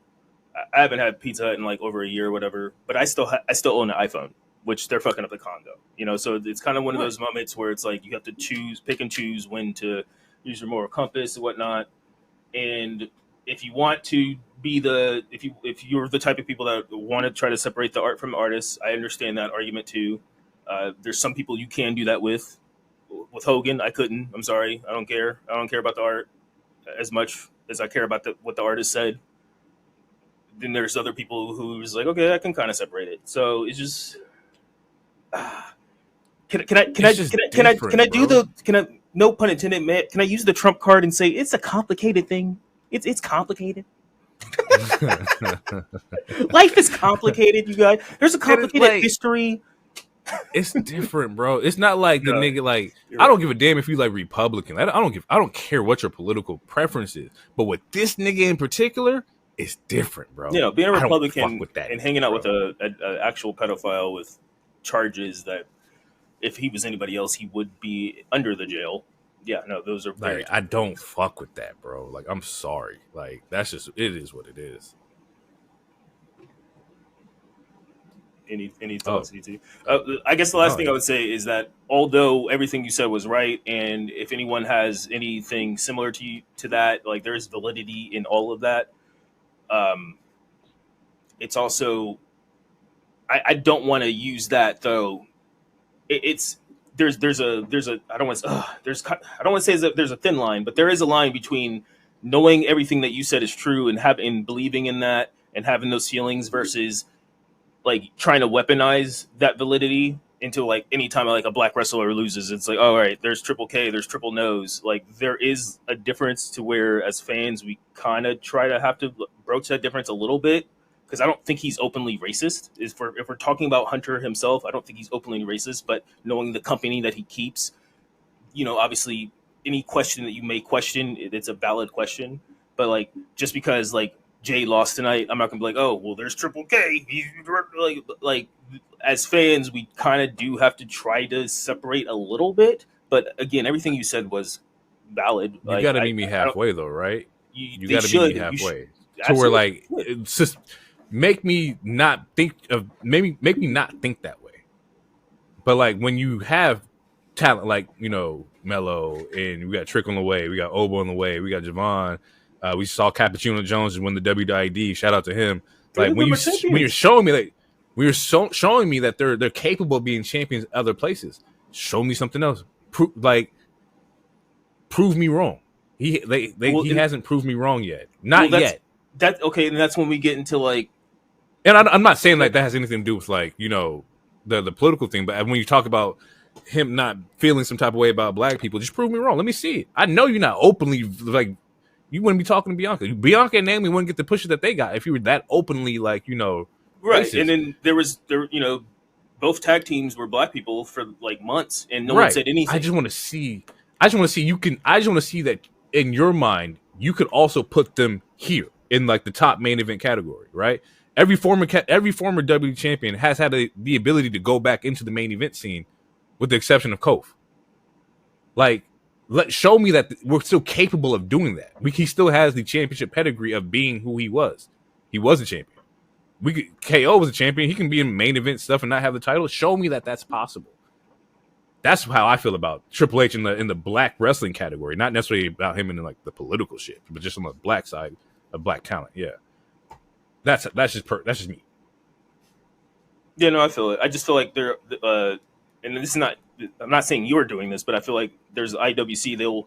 They pick and choose when to be excited when the black talent are getting attention. Because again, like Trick is a champion, Oba is a champion. Is it under the main roster? No, but it's under WWE contract. And I think that's what it is. Like they want to see main roster. And I think that's a fair assessment. But the women have been doing that, so why don't we give like Bianca was multi-time? Like it's just I feel like they get their love. Yes, but I feel like there's a part of IWC that don't. They choose to ignore that, and they just like I want a single male black man who needs to be champion. And it's like there's still a lot of black people that are getting. We haven't seen it in a while. We have not seen it in a while, but black people are still getting love. Is what I'm trying to say. It's just like it's not. Like can they get enough love to be your quarterback? I would like a quarterback, but I had a quarterback. That's Bianca Belair is my quarterback, right? Naomi's my quarterback right now. I just don't see why. I just don't see why the gender matters. Is what I'm trying to say. Because people are like they make it about race, but then when you go into another filter, another category, then it comes to gender. It's like, okay, yeah, Bianca did this, but what about Melo? What about like the men? And it's like, okay, the men aren't. I think the gender right now, matters because where you place them. I think like if Melo's WWE champion, how do you push them? What does the story look like? There's so many what ifs that we haven't seen. We don't know, right? Are we taking them and putting them in places like there's we saw ourselves in WWE superstars, whether they were white, Hispanic, whatever. You pick one that had your favorite, right? I think that same thing can be said about a black champion, a black male champion. I think you can see yourself in a black male champion. I don't know if WWE sees that as a thing. That's why they want to see it, and that's why they question it. With Bianca and Naomi, like. We know that they have the pull. They are loved everywhere. It's in the same bowl as like the black greatness in women's wrestling with Athena and Mercedes. Like that they're great. The fandoms carry them, right? Their own individual fandoms will eat motherfuckers alive.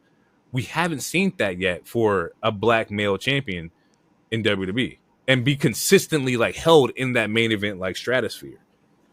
That's all people are asking for. At least that's what I think. Right. I feel like there's just a bicker. I don't know. Yeah, I don't know. Me personally I don't know. I'm excited for the women, and just because there's not just because Montez isn't a single or we don't have a single black male, like I'm still there. I just don't understand why we make these filters and categorizations when it should just be black. It's just be like to me. It should just be like. There's a lot of representation. Just be black, as a black representation. As a black male, I'm very excited for when Bianca was controlling shit or when Naomi's controlling shit. Athena, Mercedes. Like, granted, yeah, it's women, and like, I would like a black male champion. I would like my black male version of Seth Rollins, but I don't have one right now. But it doesn't mean I can't be excited for all the other black people that are killing the business. In a field where everything's pre-predicted, we can book a black Seth Rollins. Yeah, you could. Don't want to stay here too long. Actually, I don't want to stay here at all. We can get out of here. DT's been on mute this entire time. I don't know if you have something to say. I don't know if you want to pitch anything in here. You got anything you want to get off your chest? Nah, I think my comments last week was enough. So I'm gonna chill. Fair enough. Touche.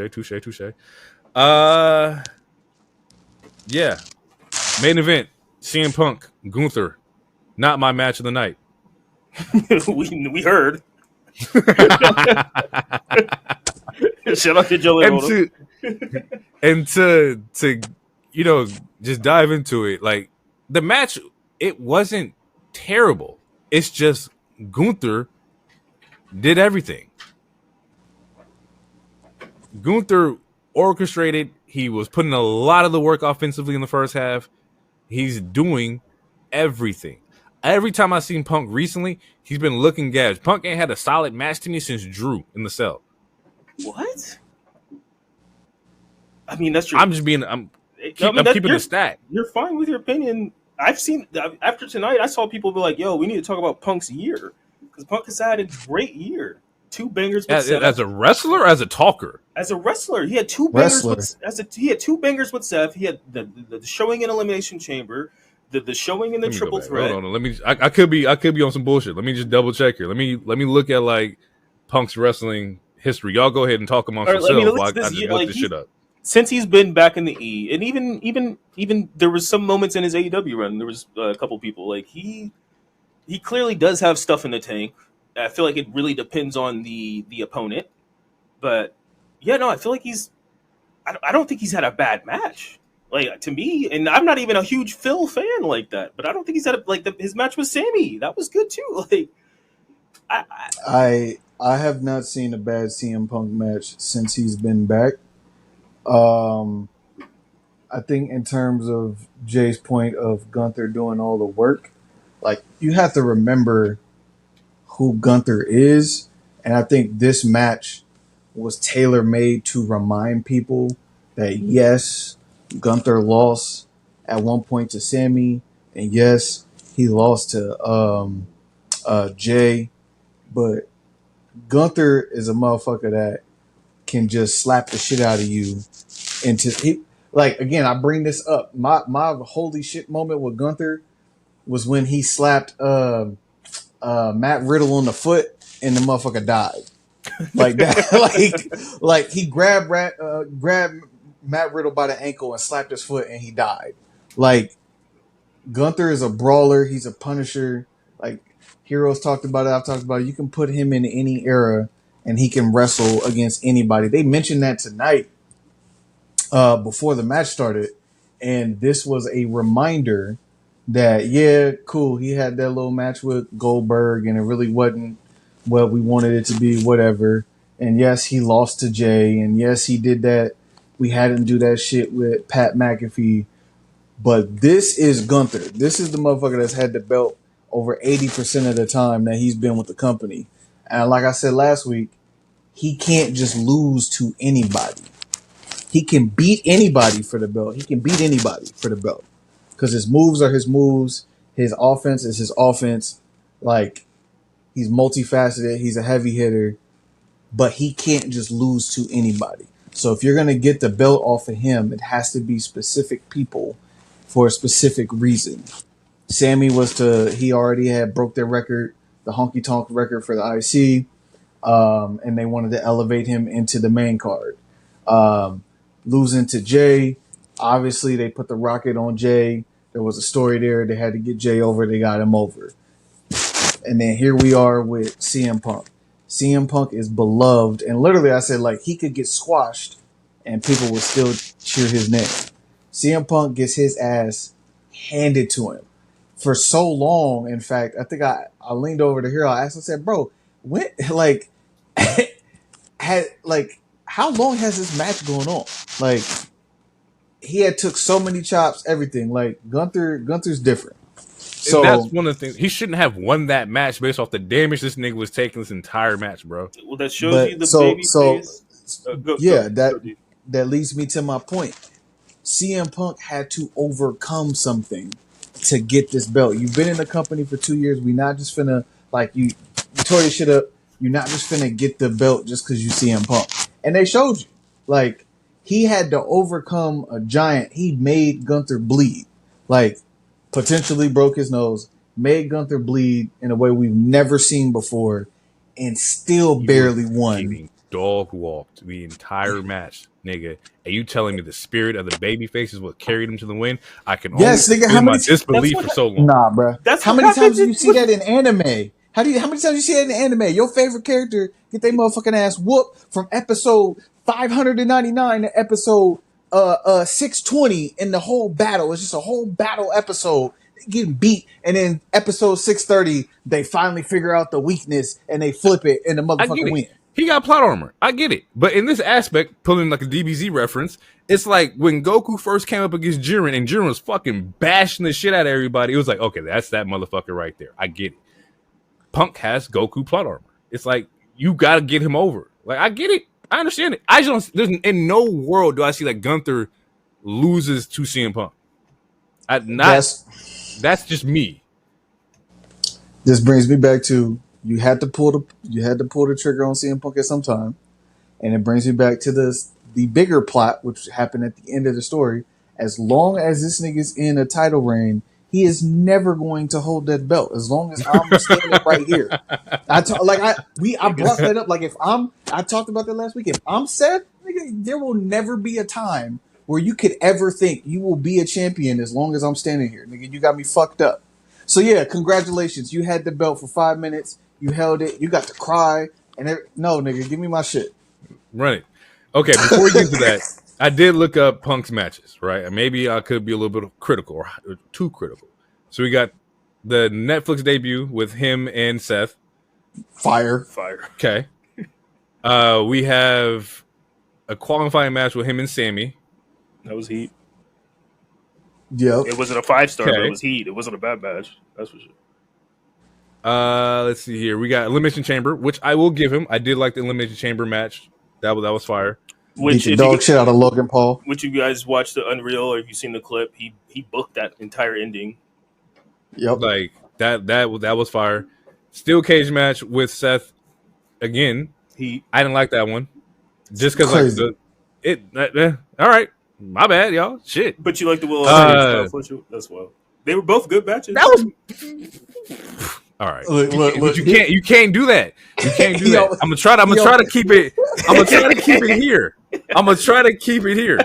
You almost made him short circuit. Nigga, I was like, what the fuck? I almost got you. I almost jumped off the cliff. So I realized the nigga was trying to get me.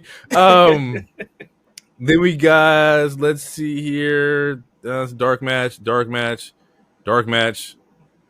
The triple threat with him, Roman, and Seth was a good match. Mm-hmm. I did like that. That was cool. Let's see here. We have Saturday Night Main Event.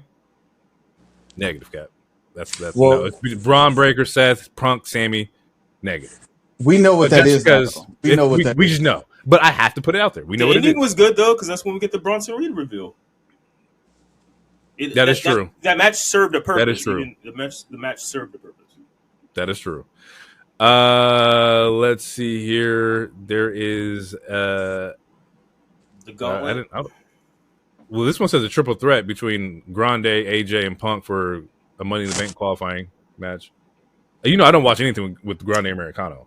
Oh yeah, that was well, that's how Grande got, because Grande won the match because I think Seth and them fucked over Punk, yeah. Which makes sense. Nigga, as long as I'm here, nigga, no.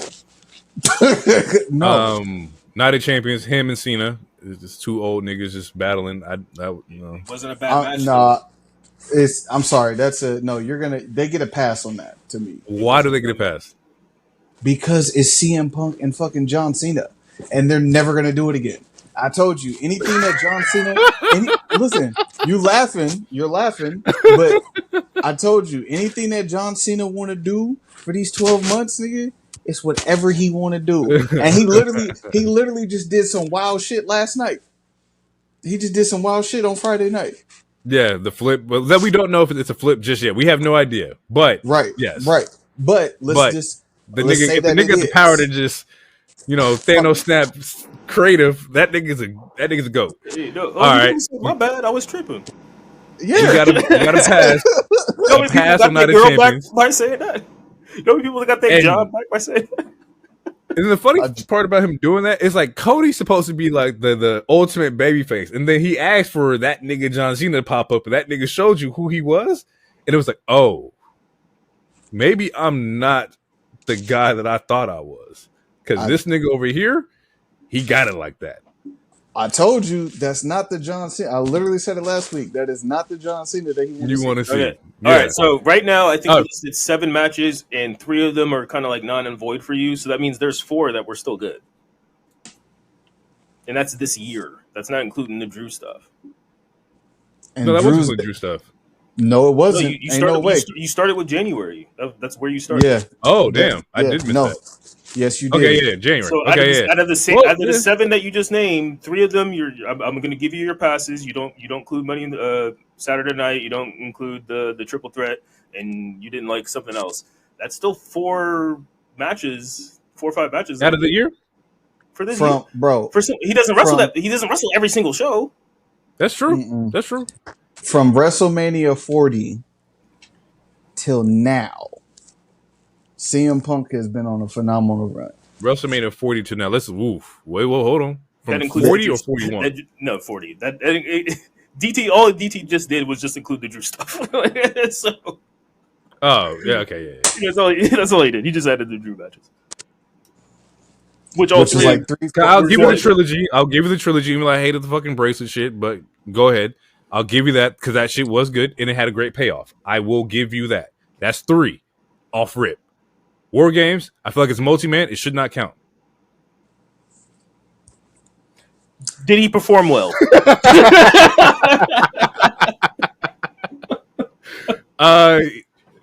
We're losing the He plot. did perform well, and I did enjoy the War Games because that one tied the story between him and Roman of who was going to come help him out. It served a purpose. Okay, you're 4 for 4 from August 2024 to November 2024. Got it. 4 for 4. 4 for 4. 4 for 4. Let me get that 4 for 4. Easy. You want the chicken nuggets or the January 6th is heat, bro. I gotta really go back and touch that one. I don't know, bro. But the 4 he got. I'm TBD on the January 6th one. Actually, no, I take that back because that was the same night that Roman opened up. He did the match with Solo, right? Was the January 6th? Yeah. Okay. Yeah, and they main evented. Yeah. I'll switch that. That's 5.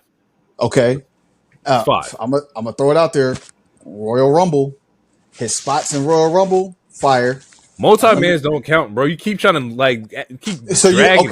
If that don't count, then so you're gonna eliminate Elimination Chamber? I could based off that rule, yeah. I mean, I think he should get the credit because he booked the ending of it. He gets the credit. He gets the and the way like the 1v1 with him and Cena at the end was very like I did enjoy that. Like that was cool. That was cool. All the callbacks, everybody doing their spots, like I'm all here for it.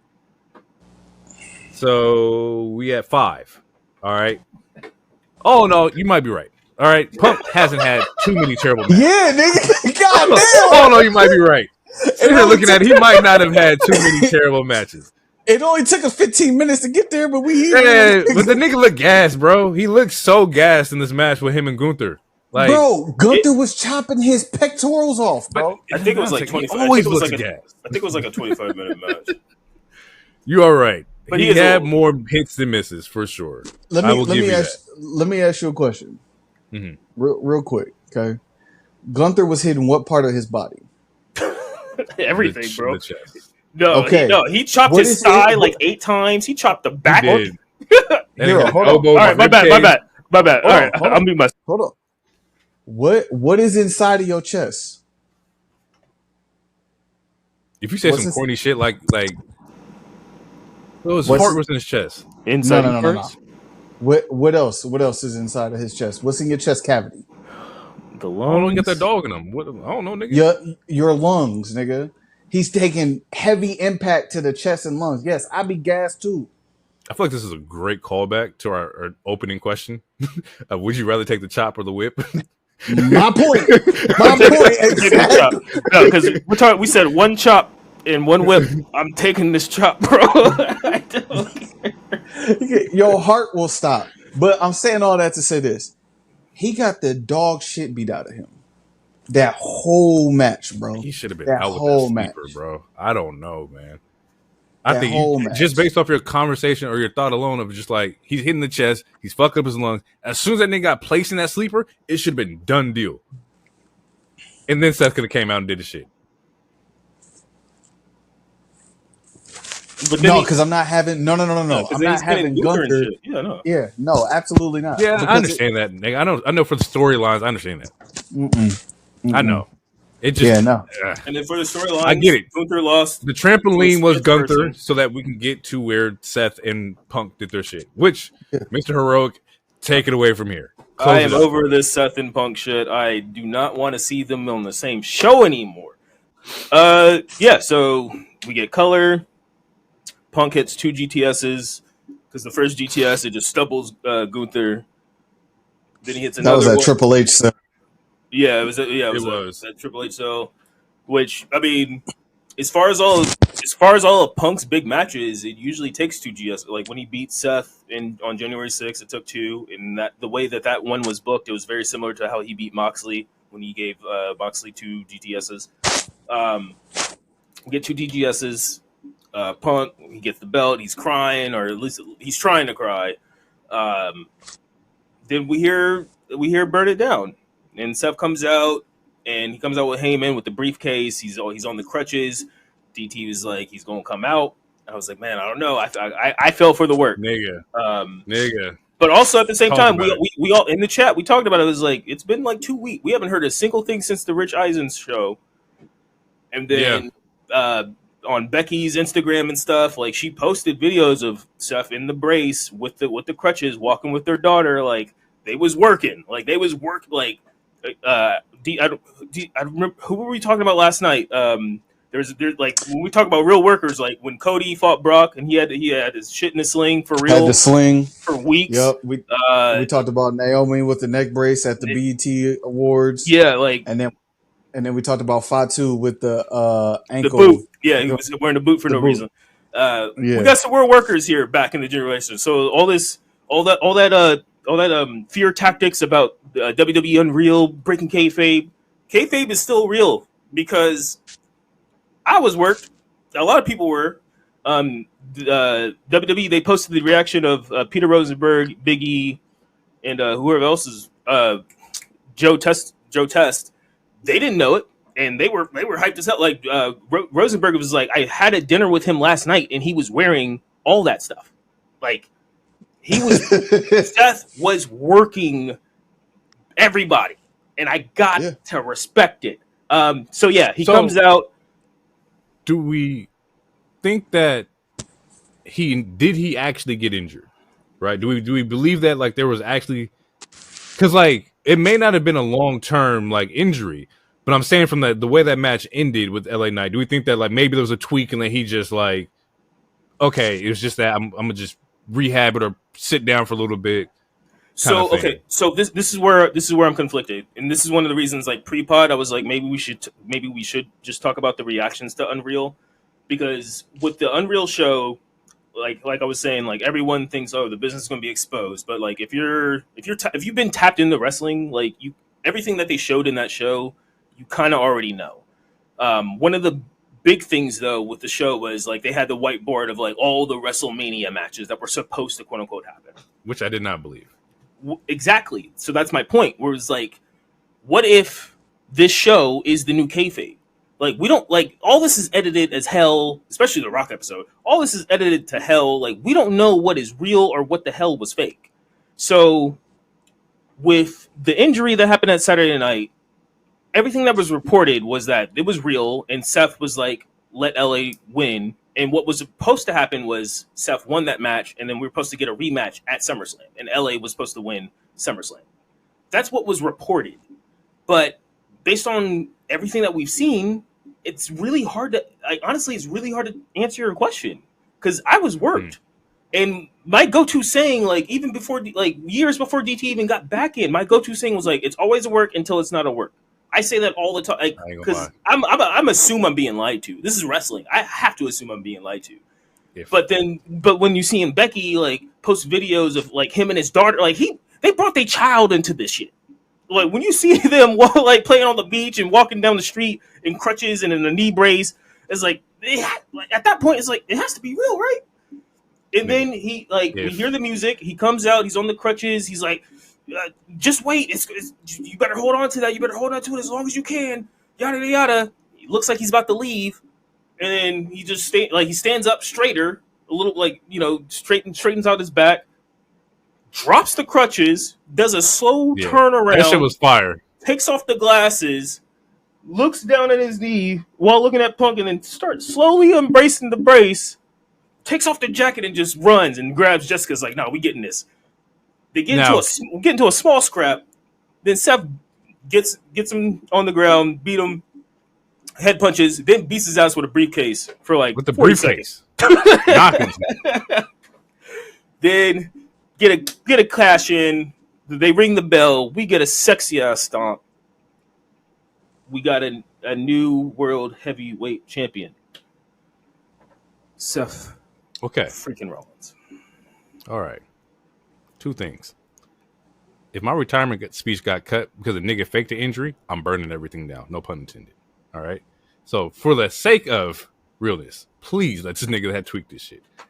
Second thing. As a champion, and you just won, why are we still sitting in the ring? Kayfabe wise, he didn't know Seth was not hurt. That nigga dropped the crutches, I'd have been gone. And also, it's a feel good moment because it's I have been gone for 10 plus years. I finally came back. I tore my tricep. Had to start all the way over from the bottom. I worked my way all the way back up, and then I'm going against this behemoth in Gunther, who I barely survived. I barely survived to finally prove I'm a main event guy. Mm-hmm. I'm at the top of the card. I have the belt. Let me celebrate this moment with my fans. I finally did it. I finally fucking did it. But I didn't. Yeah. It's kind of funny because it's like the comparison of like the same shit that happened to with Seth with Priest. It's like this full circle moment of like, you screwed me, I screwed you kind of thing. It's kind of poetic. Almost the same.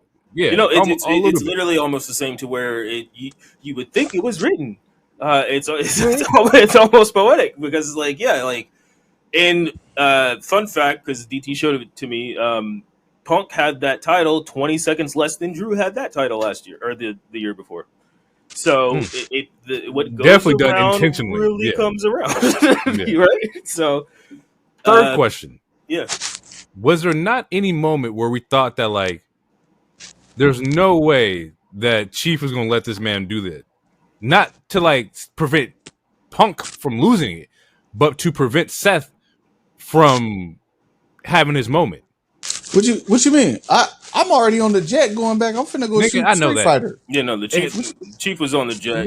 Like we saw Jay at the post conference. He was already lit. Like they already had their Wheatleys.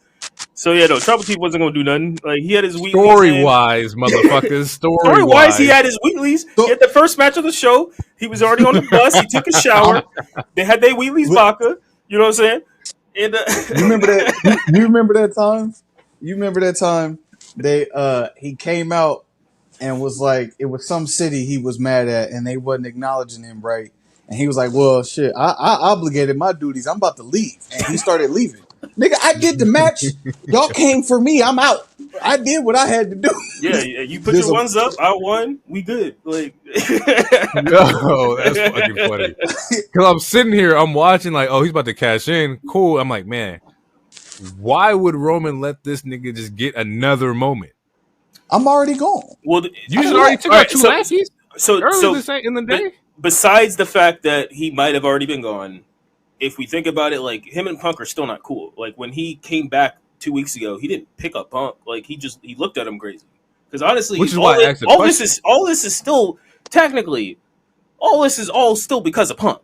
Like if it was not for Punk, Heyman would have never turned on Roman.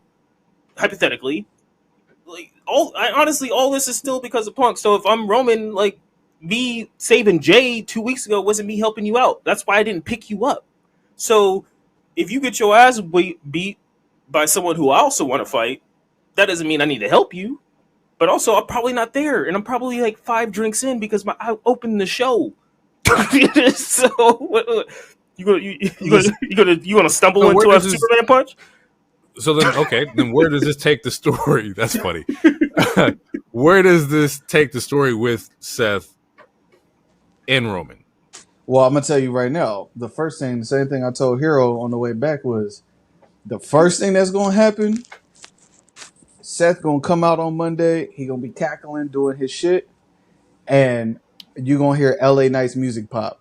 Cause hold on, bitch, what you mean? I won. I beat the champion, and I don't get a title shot. So that's the first thing that's gonna happen. LA Knight is popping up on Monday. That is my prediction. I'm sorry, that's not a prediction.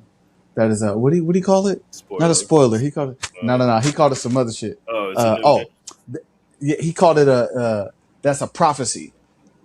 He said that shit on Friday, and it pissed me off. Can't say that. Yeah. I remember that. TM. Can't say that. I can't say it? Nah. Copyright strike coming.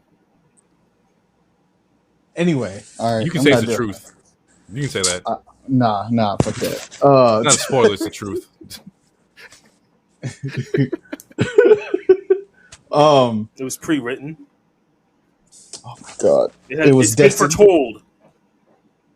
Oh my god. I'm just not. I'm not, bro. These niggas, they still in my sauce. He not the prophecy. Nigga, I got it. You the fortune teller. It's not a clue, it's deja vu.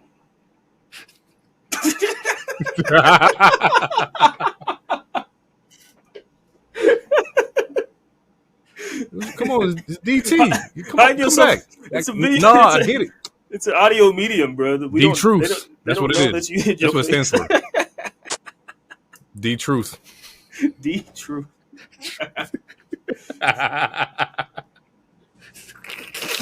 What's up? Oh, that's fucking funny. What's up? Yeah, y'all got it, bro. The truth killings. What's the answer?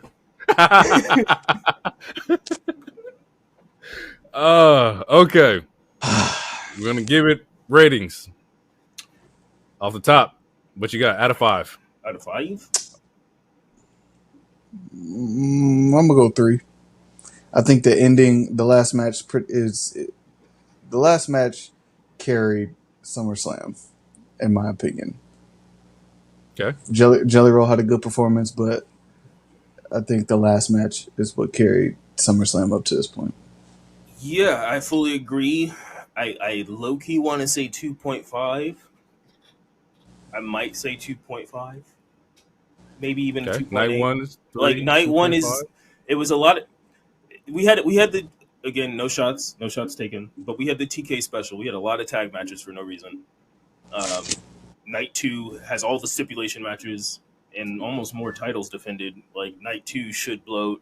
If night 2 does not blow night 1 out of the water, we can really have a real conversation about this Booker of the Year or what we think about Triple H. Because I don't know, to me this show, the way that people, or even DT, was like the Cross Sami match that could have been on Raw. Like, honestly, I feel like most of these matches could have been on Raw or a fucking Saturday. Does SummerSlam need to be 2 nights? It does not need to be 2 nights. So that is the thing. So in this case, up to this point, less is more. No, less is more. So they could have cut out 4 of those matches and maneuvered some matches from they at this point they could have cut night 1, just did one night. But this is what happens when you get $1 billion company that want their money. Yeah, right. No, like night 2 should blow night 1 out of the water. Like we're getting a cage match, we're getting Lyra Becky 3, which we know that's going to be real grabs. Plus Bailey. We'll see. I mean, you weren't wrong about Seth, so yeah, we'll see. The TLC match, Dom and AJ, that should be good. I'm worried about Cody and Cena, but hopefully we actually get some story, some cinema compared to what we saw at Mania. But yeah, no, night 2 should blow night 1 out of the water. Hopefully. But to me, this show was I want to say it was mid. If it wasn't for the main event, like I don't know, man. And it wasn't even just the cash in. Like if the main event stood as it was before the cash in, I think DT's words is still true. The main event carried the show. The women's tag match was really good, but all the other matches, I understand that you need the celebrity match, so I'll give that one some grace. But as far as like Sami and Kross and then the opening tag match, it was kind of. 3, 2. Got a 0. Because fuck Ice and fuck that nigga for night 1. I mean, fuck Ice. Yeah, I mean, all my homies hate Ice unless it's in a drink. So that's where I stand 10 times. And with that, we're gonna get out of here. All right. So no predictions for night 2. Oh, I mean, we can bust through. Yeah, we can knock that out. Let's have some fun here. Let's pull this up. And we have no particular order, or do we have the actual order? It might be out. Nah, they're not gonna let niggas know what the order is until like an hour beforehand, 2 hours before. SummerSlam Night 2. Or SummerSlam. Let's see, pop up. Let's go over here.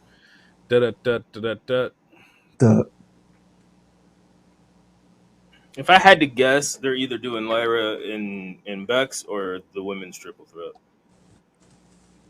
All right, night 2, in no particular order. They might open up with this bitch, and that'd be kind of hard. Naomi, Rhea, Io. Naomi retained for the simple fact I still ain't got my shirt yet, so she can't lose until after I get my shirt. Yeah. Naomi retains. As manga as this company is now, I don't think they want that backlash. No pun. I don't want Naomi to lose this. I think Naomi's run is just really like starting to kick off. Like she's really in her bag. So she's in her bag, and it's not even at the peak yet. Yeah, I'm going Naomi. We got Solo Jacob. With 4 other niggas right behind him. Yeah, that's tough. I'm leaning towards Jacob, but I probably want to go Solo. There's gonna be some niggas is gonna get in the cage. There's gonna be a spot where they do. He gonna rip off the cage. Oh boy, 6'8". Oh who? He gonna rip the cage down. He gonna rip the door off. Which his song was not bad, by the way. His theme was not bad. I enjoyed it. I haven't heard it yet. Yeah, I haven't checked it out. It was on SmackDown. Yeah. Is it Tala Tonga? Tala is gonna rip that door off the hinges. This is gonna happen. That's gonna be the spot. Does Tama Tonga come back? Because before he was with Jacob. And even then, it's still 4-on-2. Yeah, but 4-on-3 if you add Jimmy.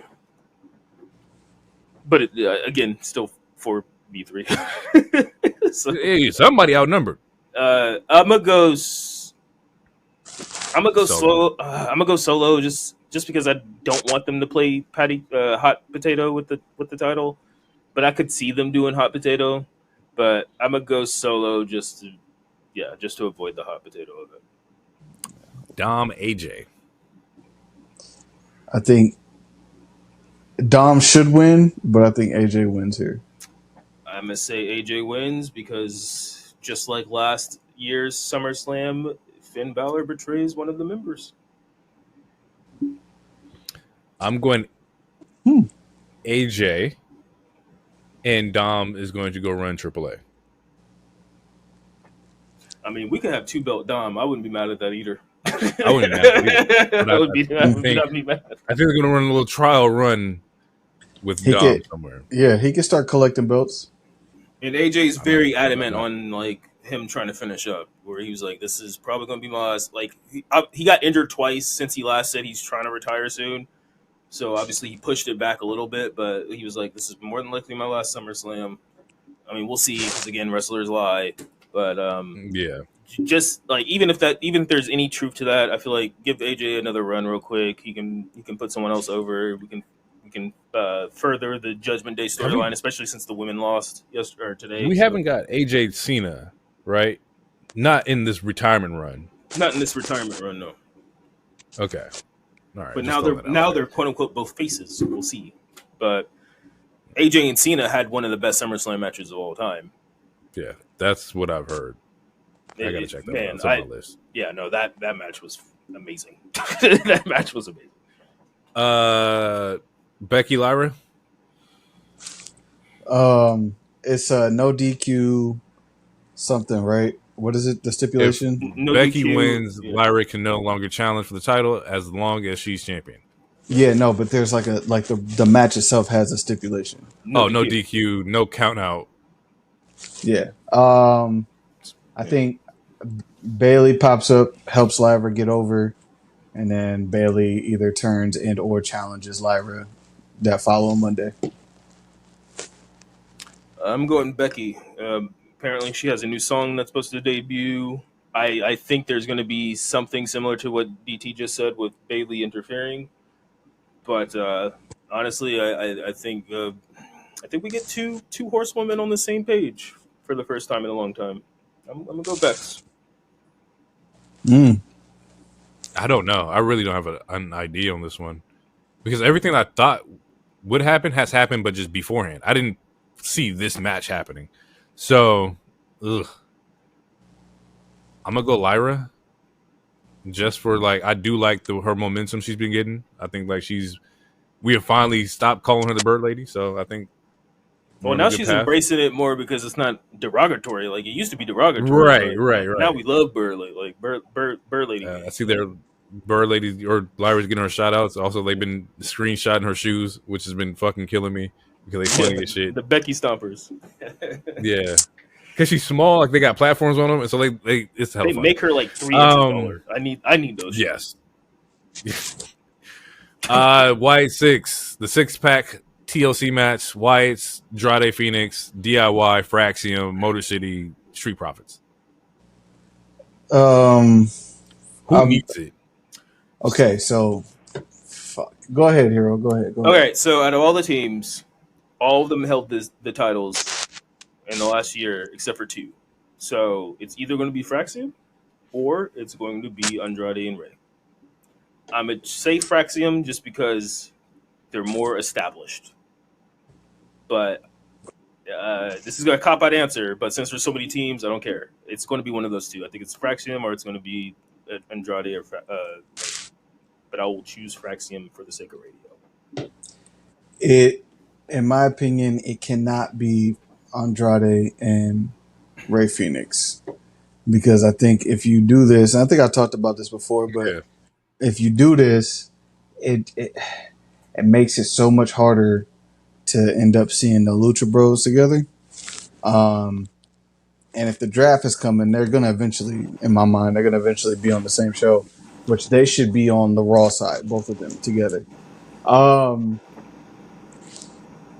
So as long as it's not them and it's not the Wyatt 6, I don't care. Real quick before you answer, Jay, because I obviously I wasn't here last week and I heard both of you say similar points.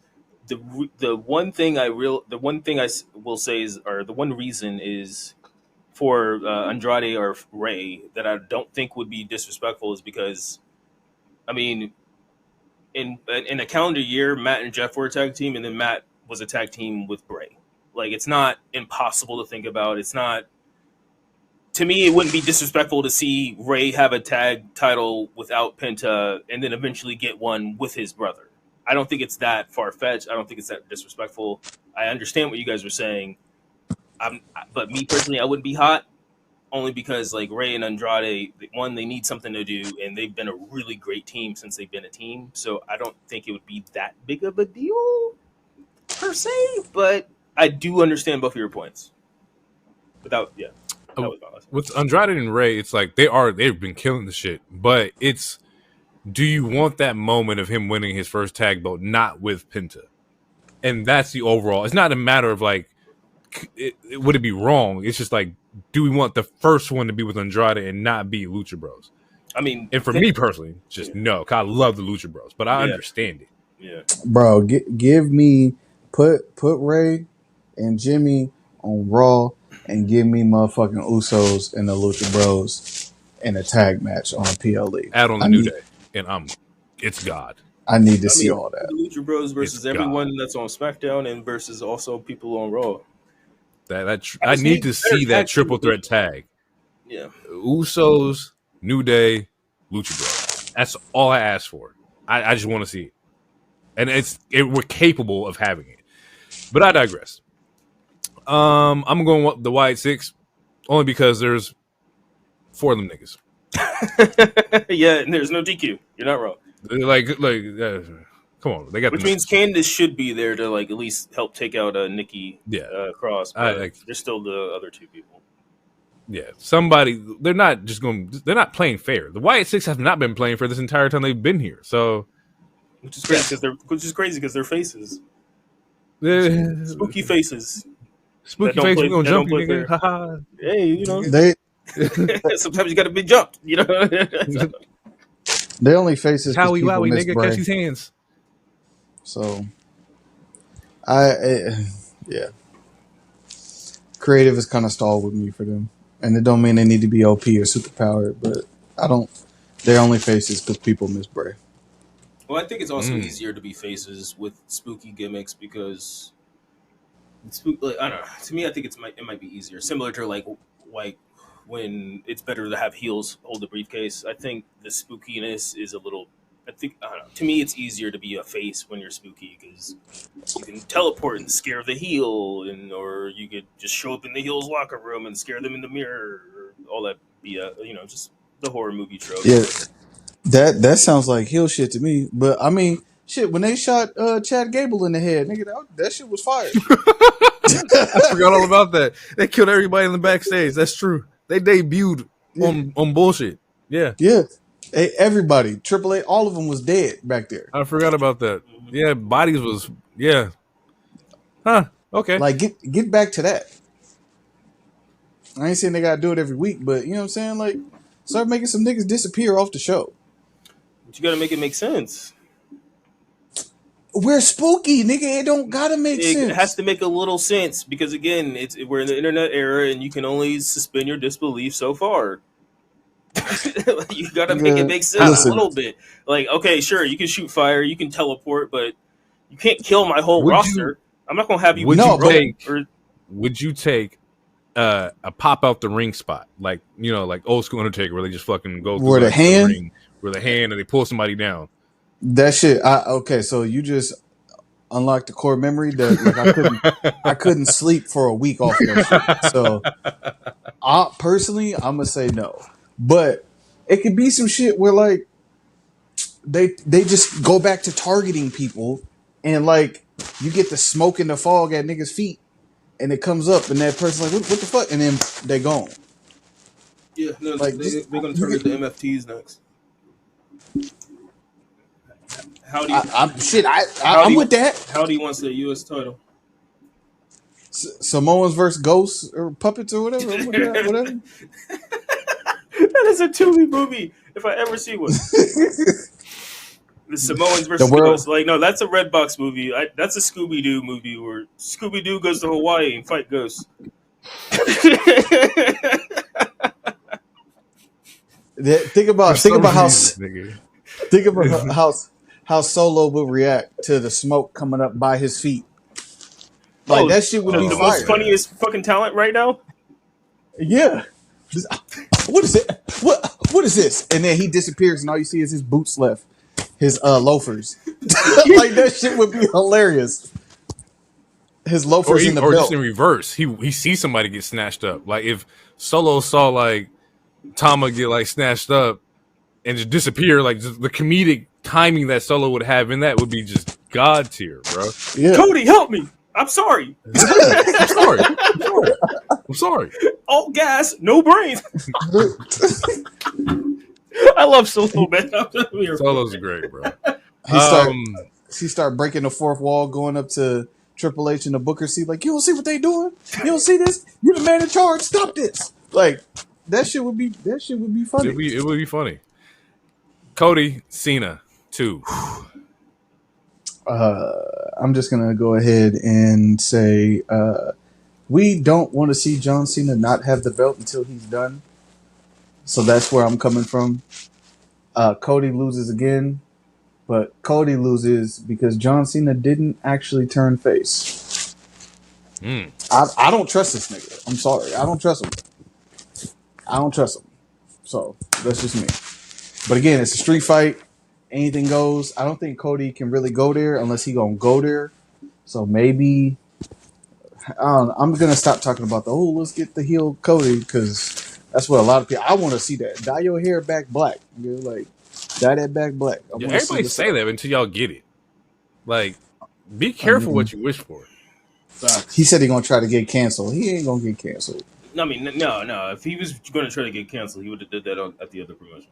I'm going Cena. Oh wait, no, I'm gonna go Cody. I'm going Cena. No, I'm gonna Okay. I'm going Cody, and then this does actually give Cena the face turn, and then his last couple appearances will be him trying to make amends type of shit. I don't know. But I mean, honestly, you know, H said we you know, you haven't seen nothing, you know, or what, I don't know. And then we got some teaser with him posting Cody with his skull mask that has cracks in it.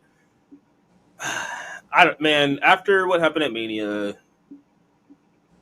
I don't know how much shenanigans we can take, and it obviously not if there's not a payoff. Yeah, it needs to make sense, and if it doesn't make sense, then that's going to be a problem because the last two things didn't make sense. Like when Cena turned heel, even though that was cool, the whole Rock and Travis Scott moment or involvement of it didn't make any sense. And then fast forward to Mania, all that shit did not make any sense.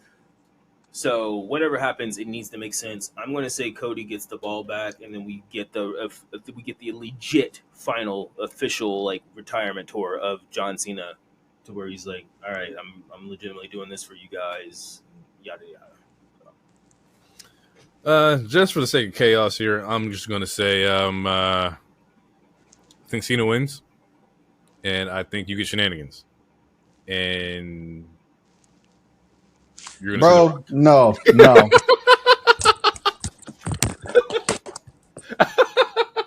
It's The Rock. You're gonna see The Rock.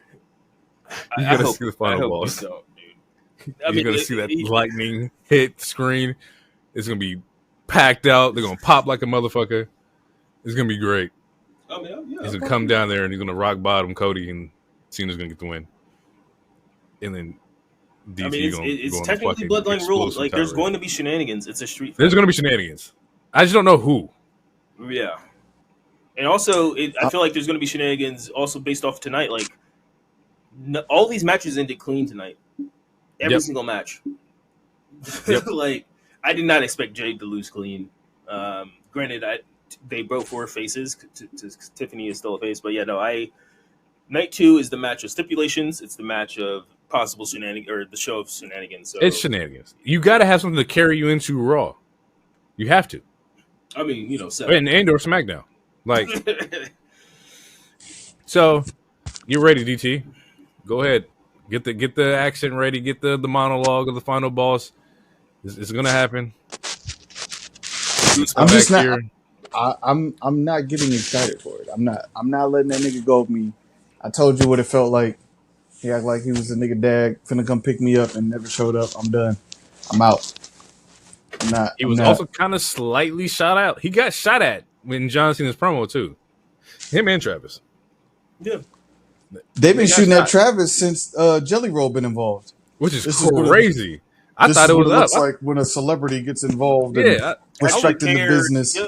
Yeah, I thought everything was good. I thought y'all loved Travis. I thought, like, you had the merch up. I know y'all made numbers off the merch. I know for a fact they made numbers off the merch. You can't find the merch. You can't find the shirt. shirts. The only one that bought that shirt. But that's not true. That isn't true. I definitely seen it in the wild. And it was like, what, a $60 t-shirt? $50 t-shirt? Like, it wasn't a regular price t-shirt. Most shirts are like $50 or more. Yeah, that nigga's capping. I wasn't the only one. Yeah, it was a lot of people. A lot of people don't like Travis Scott in the wrestling world because they don't know who he is. Which is now. No, they didn't know who he was. People didn't know who Bad Bunny was. They were upset, and then like, oh, this is Bad Bunny.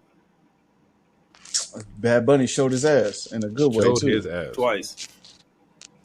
2.5 times. 2.5 times. He had a Rumble spot. But yeah, that's the show. That was SummerSlam Night 1. Yeah, SummerSlam Night 1. We'll catch you guys next week with Night 2. It's going to be a long week until then. Yeah, we'll catch you guys in the next one. It's been real. See you later. Peace out. Too sweet. Believe in the wave.